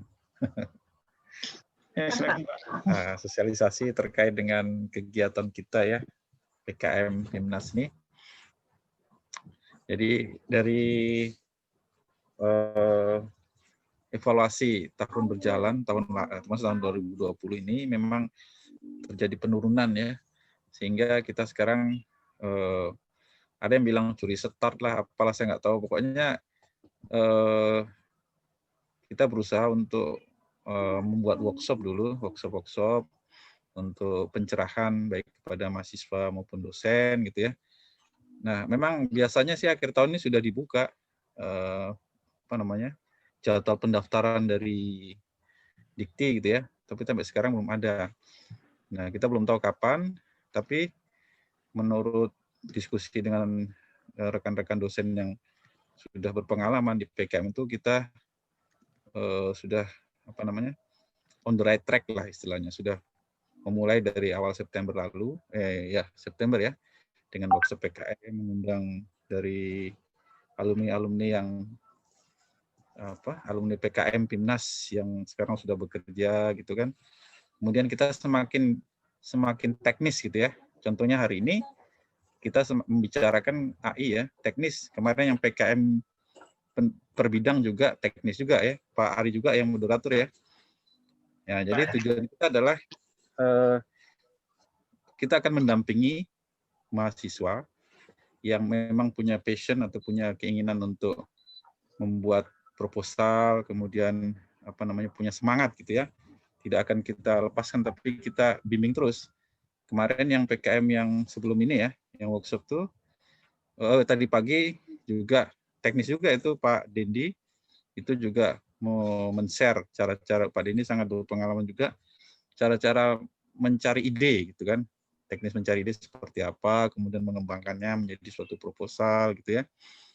Nah kita harapkan kita akan melakukan lagi nanti. Jadi proposal yang pertama kemarin tuh penggalangan proposal pertama itu kurang lebih berapa ya, 47 ya, atau 40-an atau 50 ya, saya lupa ya. Itu sudah beberapa bidang. Nah, nanti kita akan lakukan lagi workshop mungkin awal tahun nanti, itu dalam rangka untuk mengkolek proposal dan membimbing, memfasilitasi. Jadi yang sudah terkumpul itu sudah kita sebar per bidang, itu sudah ada narasumbernya ya untuk berdiskusi, mungkin sudah ada pula yang membentuk WA group ya. Itu akan kita pantau terus sampai menjadi suatu proposal yang matang ya. Jadi nanti ketika ada permintaan dari dikti pembukaan proposal, kita sudah punya gitu. Kita sudah punya beberapa proposal yang tinggal dimatangkan saja, dan itu akan kita detilkan gitu ya. Nah, jadi kenapa ini menjadi penting? Karena ini adalah salah satu bagian dari capaian pembelajaran mahasiswa, yaitu kokurikuler ya, minat bakat, kreativitas dan inovasi gitu ya. Dan itu menjadi bagian penting dari lulusan perguruan tinggi gitu. Nah, biasanya pengalaman-pengalaman Anda nanti ini itu selalu akan menjadi pertanyaan penting atau menjadi muatan wawancara biasanya itu. Nah, dan itu biasanya menjadi nilai plus bagi employer. Nah, jadi kita ini sebenarnya sedang membantu juga para mahasiswa untuk lebih matang lagi ya dari aspek soft skill terutama. Kalau akademik kan di bangku kuliah ya. Nah, jadi yang ingin saya sampaikan adalah bahwa workshop yang kita lakukan ini akan kita tindak lanjuti terus gitu ya. Jadi jangan Anda khawatir ya kalau ada yang semangat sekarang nanti palingan berhenti tengah jalan. Tidak ya. Kita akan tindak lanjut terus. Ada seriesnya nanti itu sampai menjadi suatu proposal yang matang gitu. Termasuk di sini adalah mungkin mahasiswa susah menemukan dosen yang cocok untuk menjadi pembimbing, itu akan kita fasilitasi ya. Jadi tiap jurusan ini akan ada dosen-dosen yang kita minta kesediaannya nanti untuk membimbing mahasiswa gitu ya.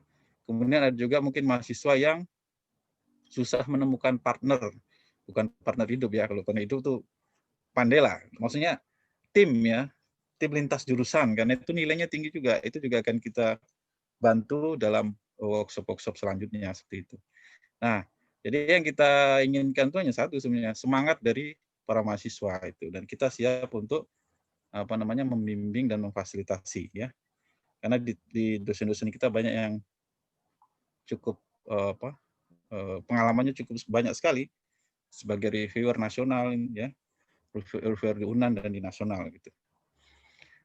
Mungkin itu ya sosialisasi ya. Jadi ini tidak akan berhenti, akan ada tindak lanjutnya ya. Sampai tahun depan juga demikian. Jadi kita akan membuat sistem yang sustainable untuk mahasiswa terfasilitasi dalam mengembangkan kreativitas dan inovasi. Ya, semua jurusan nanti kita di tiap jurusan ada juga programnya, di fakultas ada juga programnya, bahkan di universitas juga ada. Nah, kabarnya UNAN akan membuat semacam PKM UNAN namanya. Jadi miniatur dari PIMNAS. Ini kabarnya. Saya belum tahu implementasi, tapi akan ada semacam kompetisi di tingkat UNAN dulu untuk proposal-proposal ini sebelum nanti maju ke PIMNAS. Nah, kita sudah mengintip dari sekarang. Sebenarnya terbayang juga sama saya mau bikin di tingkat fakultas. Nah, tapi nanti kita lihat ada kompetisi antar jurusan gitu ya, atau antar tim lah, karena kan lintas jurusan ya, antar tim di tingkat fakultas menurut saya. Nanti matang baru maju ke UNAN, baru maju ke nasional gitu, seperti itu. Mungkin itu saja Pak Ari dan Bu Ida, ini waktunya masih banyak juga ini ternyata. Silakan kalau ada yang masih ingin bertanya ya. Sama-sama Pak, terima kasih juga untuk infonya. Jadi ya saya juga kemarin udah ikut untuk penulisan yang workshop yang penulisan minggu lalu ya, 2 minggu lalu. Itu pun ya untuk artikel ilmiah ini memang dari segi peminat itu tidak banyak gitu. Yang lebih banyak itu peminatnya dari segi kewirausahaan dan apa lagi ya, yang bukan ini. Mungkin karena artikel ilmiah ini kesannya apa, ilmiah ini kayak sepertinya dari adik-adik mahasiswa ini sepertinya takut gitu. Ya, tak perlu takut juga, tadi sudah dijelaskan oleh Bu Ida juga Pak Slamet, ya tidak mesti penelitian, tapi dari KP atau dari ya kegiatan KKN juga ini bisa dituliskan gitu. Ya, yang penting itu bagaimana cara penulisannya, mengetahui bagaimana format dari penulisan artikel ilmiah yang umum, ya tidak hanya di nasional tapi juga internasional. Mengikuti format itu saja sudah cukup sebenarnya. Nah, ini gambaran sedikit mengenai artikel ilmiah ini. Barangkali dari adik-adik mahasiswa mungkin dari workshop ini mungkin sudah mulai tahu ya apa yang kira-kira. Jadi kalau nanti di PKM topik tentang kewirausahaan atau tentang apa lagi ya, ada ya macam-macam, saya juga nggak ingat semuanya. Dan ternyata ini ada peluang, ya kenapa tidak, silakan di challenge. Ya, kira-kira masih ada tambahan, Bu Ida? Ya, mungkin kalau dari saya mengamatinya mungkin Pak Ari, karena kita terbiasa fokusnya ke pembuatan proposal. Jadi PKM Pimnas yang kita kejar selama itu kan nuansa proposal gitu. Jadi di mana di dalamnya itu ada usulan pembiayaan, nah, ada usulan time schedule ya, kegiatan, kemudian ya proposal lah gitu ya. Jadi ketika PKMAI ini kan bukan bentuknya, bukan proposal, tetapi adalah hasil gitu ya.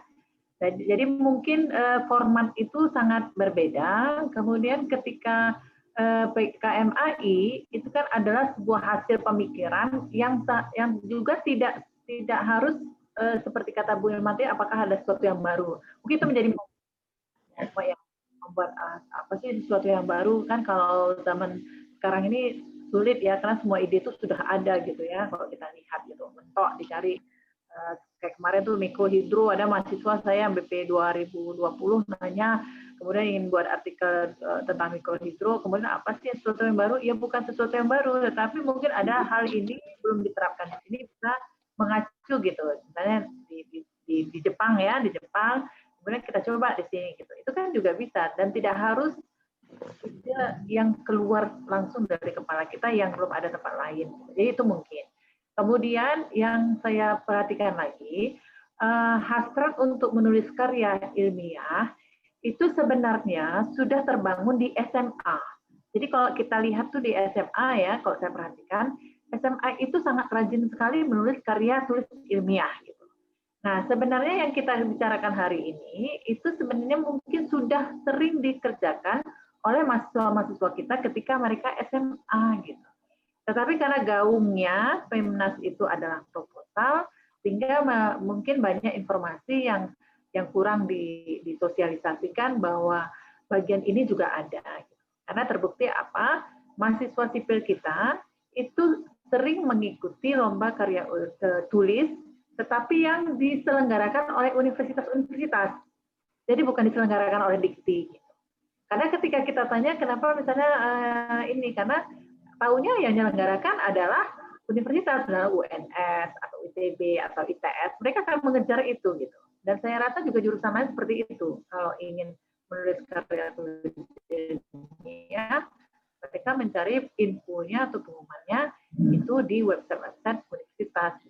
Nah, mereka tidak terpikirkan bahwa kita juga, maksudnya Dikti ya, Mendikbud juga itu sudah membuatkan program itu gitu. Hanya saja mungkin belum disosialisasikan seperti ini, kan udah lama gitu ya, pokoknya ajang bergengsi kalau udah dapat medali ini pokoknya sudah menjadi kebanggaan tersendiri gitu. Jadi sosialisasinya mungkin yang ini. Begitu sih kalau menurut saya Pak. Tapi kalau dikatakan mahasiswa kita tidak ikut, karena kemarin itu kita terus terang waktu tahun 2018 2019 itu lomba itu paling banyak sumbangan dari kita dalam bentuk karya tulis ilmiah, dan itu menang gitu, juara tingkat nasional yang bukan dikti yang menyelenggarakan, bukan simbol bawah yang menyelenggarakan, tapi universitas. Gitu Pak Ari. Jadi mungkin sekedar mengulang lagi untuk adik-adik mahasiswa. Jadi untuk AI sendiri kalau itu jangan terlalu fokus pada ilmiahnya atau teknisnya, tapi kalau dari paparan dari Bu Ida itu miriplah seperti penulisan karya ilmiah. Jadi kalau adik-adik biasa untuk menulis karya ilmiah ini, untuk PKM AI ini sendiri juga tidak akan terlalu susah. Gitu ya, Bu? Itu mungkin ya, kalau ada hal yang lama tetapi sampai sekarang itu masih sulit dibuktikan, contohnya pengaruh mengiris bawang merah terhadap air mata yang keluar. Itu masih susah dibuktikan. Seperti itu aja ya, Bu? Intermezzo. Sesuatu yang sulit diungkapkan secara ilmiah. Nah, itu kan hal yang bukan hal yang baru ya. Intermezzo sih Pak Ari. Nggak apa-apa, Bu. Kita juga ingin memotivasi juga adik-adik kita ini. Jadi ini ya seperti kata Pak Slamet tadi, kadang-kadang kena artikel ilmiah ini kita menjadi momo gitu ya. Dan wah ini saya nggak bisa nih untuk ikut ini, ini terlalu berat. Jadi jangan berpikir seperti itu. Ini kata Bu Ida. Ya, soalnya akan berubah menjadi Einstein gitu ya. Iya, Bu. Ya, motong bawang merah mata berair aja bisa dituliskan. Gitu ya, Bu. Ya mungkin sebenarnya kita masih ada waktu 1/4 jam lagi. Kalau masih ada yang mau bertanya atau mungkin dari bapak-bapak dan ibu-ibu ada yang mau menanggapi atau mau bertanya. Izin Pak Ari. Silakan Pak Dendi. Kembali lagi. Terima kasih Bu Ida. Pak Ari, Dendi ini akan menambahkan ini. Enggak, saya sebenarnya ingin memotivasi adik-adik aja ini Bu, karena saya terbit paper saya ini gara-gara Bu Ida nih, lihat presentasi Bu Ida. Alhamdulillah. Jadi salah satunya kepada adik-adik ini ada peluang sebenarnya ketika kita sudah melakukan KKN, kerja praktek. Nah, mumpung itu ada peluang nih dari Dikti, kasih uang nih, kamu mau 3 juta nggak? Woi, ini kan 3 juta, woi, 3 juta.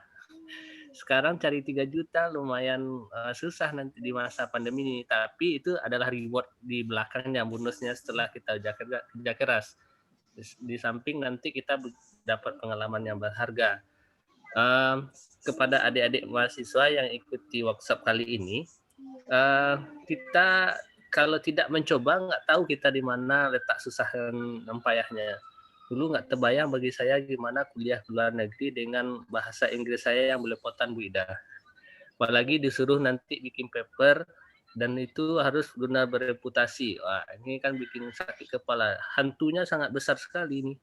Nah, setelah dijalani dimulai, ya walaupun banyak revisi-revisinya, akhirnya bisa juga. Nah, ini juga bisa buat adik-adik mahasiswa nih yang menganggap artikel ilmiahnya agak susah. Nah, saya kira itu adalah motivasi dan ujung-ujungnya nanti adik-adik mahasiswa kan juga mau bikin tugas akhir. Nah, kan nggak ada salahnya juga nanti kalau udah bikin artikel ilmiah, sudah ada pengalaman, insya Allah akan membantu adik-adik dalam menyelesaikan nanti menyusun skripsi atau menyelesaikan tugas akhirnya. Nah, mungkin sekian aja Bu untuk motivasi adik-adiknya. Benar, Pak Dendi ini dari Jepang ya. Motivasinya langsung dari Jepang nih, sedang bersalju. Waduh. Iya Pak. Ini saya karena itu Pak berterima kasih ke Bu Ida nih Pak. Gara-gara presentasi beliau saya bisa bikin artikel ilmiah. Ya, Pak Dendi-nya tuh rendah aja tuh Pak Dendi. Insyaallah. Oke adik-adik semangat. Adik-adik. Terima kasih banyak Pak Dendi ya, ini yang kita tunggu-tunggu ya, motivasi dari Pak Dendi. Pak Dendi tidak kelihatan wajahnya gimana nih? Oh, mau lihat wajah saya, Pak? Kelihatan nih. Aduh, sorry, Latar Pak. belakang salju. Latar belakang saljunya, ya sebentar, Pak. Bagaimana Pak Dendi, sana saljunya saya dengar ini saljunya tebal katanya. Wah, ya, ini beneran saljunya. ini background-nya aja nih, Pak Imran. Lagi nih. Tapi tahun ini agak berat, Pak. Agak berat. Kita sekarang tuh ya, happening Ini now. gimana, Bu? Ini Sekarang- saya ambil foto aja, Bu, untuk di background, tapi suasananya lebih kurang seperti ini. Iya, itu maksud saya. Berarti keadaannya sekarang seperti ini, saljunya tebal ya. Tebal, Berapa Bu. suhu di sana, Pak Dendi? Nah, sekarang 1 aja, Pak. 1. Ya. Belum minus ya Pak? Belum, prediksi nanti malam. Ternyata salju itu senangnya 1 hari aja, Bu Ida. Setelah itu menderita kita. Iya. Setelah itu licin, mau jalan susah, naik sepeda susah ya. Aduh. Iya, Kalau betul. ya, kan, kalau memadat dia. Jadi sekarang aktivitas di kamar aja. Makan, minum, Nggak sholat. ke lab Pak? Hah? Nggak ke lab Pak? Nah, hari ini saya diizinkan kerja di rumah. Karena ya fokus nulis juga nih, fokus nulis artikel kata Bu Ida tadi. Itu lagi storm kayaknya ya Pak ya, tebal itu sampai tutup pintunya. Ini kan gambaran apa aja, Bu. Tapi kemarin di mana itu di daerah Jepang juga sampai jadi semacam bencana juga, ada nggak bencana karena jadi macet, orang terjebak jalan di jalan, sampai tentara pun turun tangan ngasih bensin, ngasih makanan untuk orang yang terjebak macet di salju. Oh iya. Mobilnya habis minyak tuh nggak ada pemanas tuh bahaya pula terjebak di salju. Betul Sensei. Heaternya nggak nyala tuh. Heater harus nyala terus. Dan ini bagi adik-adik mahasiswa yang mau nyambung S2 atau S3 ke luar negeri, kalau sudah ada pengalaman nulis artikel, sangat membantu sekali. Karena itu harus, maksudnya akan tetap dihadapi gitu ya. Dimanapun. Ada mahasiswa saya mau melanjutkan S2, S3 di Jepang tuh dengan beasiswa Max tuh. Nah, dalam proposal, dalam aplikasinya itu salah satunya diminta sudah ada jurnal tuh terpublish gitu.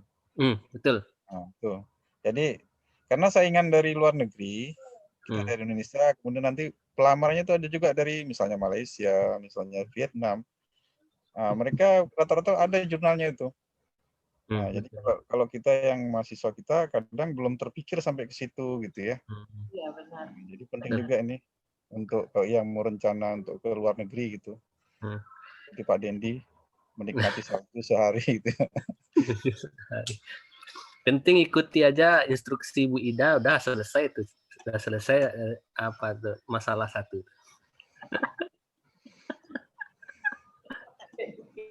Malu aja. Enggak benar, Bu. Enggak ada maksud apa-apa, serius. Sudah luar biasa, Ibu. Alhamdulillah. Alhamdulillah. Dia banyak menginspirasi ya. Banyak menginspirasi orang nih. Kemarin itu materi di Malaysia itu Pak Ahmad. Kebetulan baru ngasih pelatihan kan.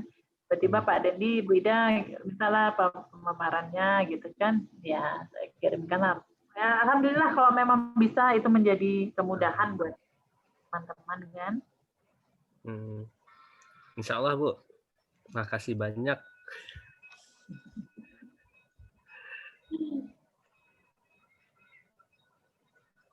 Harusnya saya ketemu sama Pak Dendi di Jepang ya, nggak jadi ya. Aduh, gitu lah Bu. Sekarang meningkat lagi Bu. Aduh, semoga Ibu dan Bapak-Bapak di Padang juga selalu sehat ini. Meningkat lagi? Meningkat lagi di Jepang, meningkat lagi gelombang ketiga kalau orang sebut.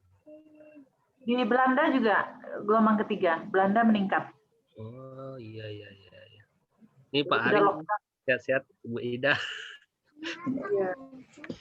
Lockdown. Ya, ini akhir tahun banyak yang pulang kampung nih. Hmm. Ya mudah-mudahan lah, nggak signifikan lah dampaknya. Ini ada Pak Imron juga Pak. Iya. Pak Imron. Iya Pak Dendi, Assalamualaikum. Waalaikumsalam. Apa di sana? Iya, alhamdulillah. Sehat, Pak. Bimbingan Pimnas Bapak sudah itu Pak, berkeluarga dengan peserta Pimnas juga Pak. Samanya Pak. Nah, itu salah satu motivasi tuh Pak Dendi. Iya, ternyata Pak Imron ini menjodohkan ya. Jadi bimbingan Pak Imron dulu ceritanya Wida dapat medali emas. Satu lagi dari Fakultas Pertanian dapat perunggu, mungkin dijodohkan mungkin dengan Pak Imron. Oh, iya. Fungsi lain dari ini ya, PKM Pimnas ya. Iya. Bertemu jodoh. Ya kan Pak. Sama sukses di luar mereka tuh Pak. Iya betul. Luar biasa Pak Imron. Di luaran juga tuh ya. Di luaran. Iya Bu. Di angkatan saya, tim waktu saya jadi mahasiswa juga dua pasang Bu, langsung jadian. Jadi sama-sama teknik ya Bu ya. Teknik suka teknik. Jadi ada dua pasang anggota mantan pemain Pimnas bukan Timnas ya, Pimnas juga jadian juga jadinya sampai sehidup semati. Ya, karena mungkin sudah selected kan, sudah selected. Iya. Mana tahu ada yang bikin artikel ilmiah, satu itu dengan junior mana tahu kan. Mana tahu ya. Ya. Ya, ada banyak hal yang bisa diperoleh. Salah satunya tadi kan, ya itu. Tapi kalau nggak nulis, misalnya kan main-mainnya di pantai, itu dapatnya jodohnya di pantai juga. Nah. Wah, keren sekali Bu. Tuh sudah kuliah 1 SKS ini.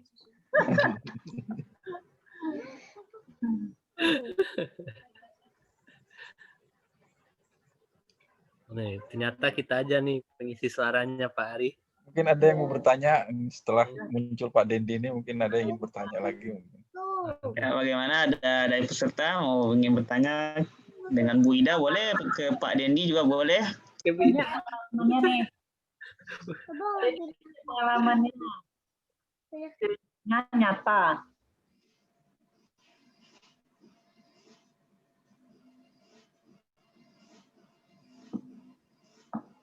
Hasilnya nyata ya, Pak Dendi ini orang yang concern sekali ya dari dulu ke mahasiswa ruangan ke Pimnasnya.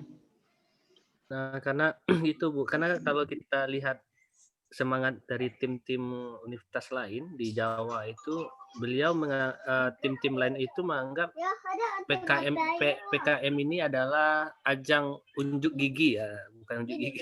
Ya itu istilah gampangnya, unjuk gigi. Iya, betul. Dan di UGM itu sendiri dipecah lagi Bu, karena dia kemarin dapat juara umum. Kemudian dia list peserta Pimnas yang dapat juara itu dari fakultas apa aja. Nanti di ranking lagi fakultas mana yang paling banyak mendapatkan medali. Jadi antara mereka di luar bersaing dengan universitas lain, di dalam mereka per fakultas juga mereka bersaing juga. Ya, itu untuk kasus terakhir 2000, termasuk yang PKMAI ini, Bu. Jadi memang dimanfaatkan sekali peluang-peluang yang diberikan pemerintah.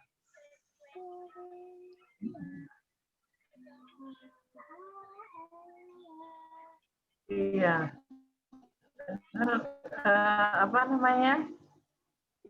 Bergengsinya bukan sesaat ya. Ya. Tentunya menjadi cerita, menjadi kenangan gitu ya, kenangan yang bisa sampai kapanpun gitu ya. Ingat. Jadi pahlawan gitu ya. Betul.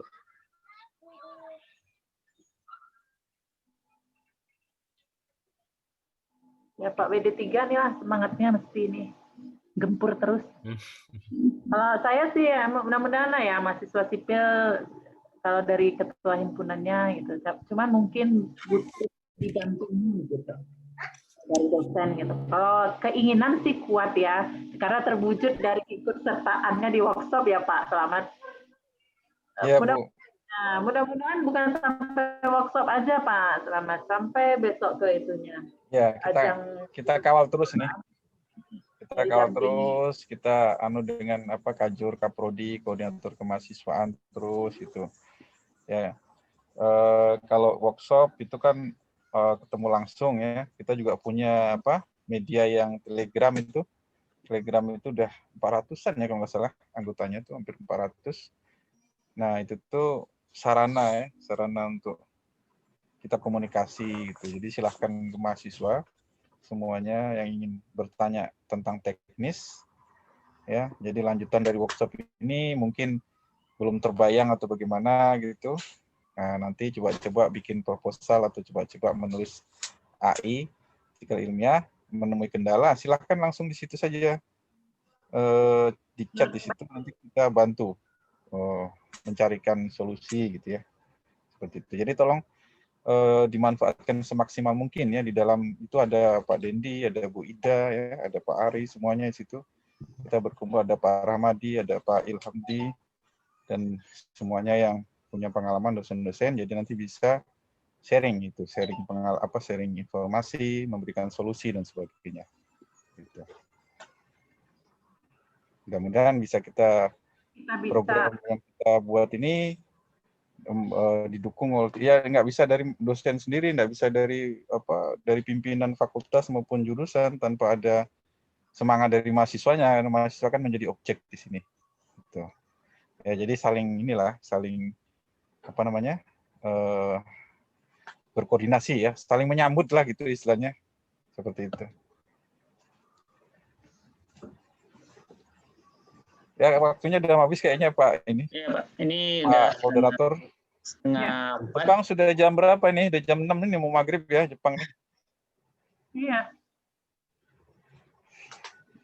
Dah mau Isa sekarang, Mbak. Oh, udah mau Isa ya? Iya. Oh ya, lebih cepat ya kalau itu. Kalau masih mendingan, Pak. Ya mungkin dari peserta mahasiswa juga mungkin karena ini ya dari pagi sudah ikut workshop ya. Mungkin ada yang pagi sudah 2 kali ikut workshop, mungkin ada yang kecapean juga. Baik, jika tidak ada pertanyaan dari peserta, saya rasa ini cukup menarik ya. Di sini ada pemaparan materi dari Bu Ida, juga ada tambahan dari Pak Slamet, juga Pak Dendi. Ya, mudah-mudahan dengan adanya workshop ini ya kita berharap nanti dari teknik ya khususnya dari teknik nanti kita bisa memberikan prestasi yang terbaik baik tingkat nasional maupun tingkat universitas nantinya. Amin. Ya, mungkin tanpa memperpanjang bahasa basinya, mungkin saya cukupkan diskusi kita hari ini. Alhamdulillahirrahmanirrahim, dan saya tutup acara workshop ini. Terima kasih atas kedatangan terutama Bu Ida yang telah memberikan materinya. Saya akhiri dengan Assalamualaikum warahmatullahi wabarakatuh. Waalaikumsalam warahmatullahi wabarakatuh. Waalaikumsalam.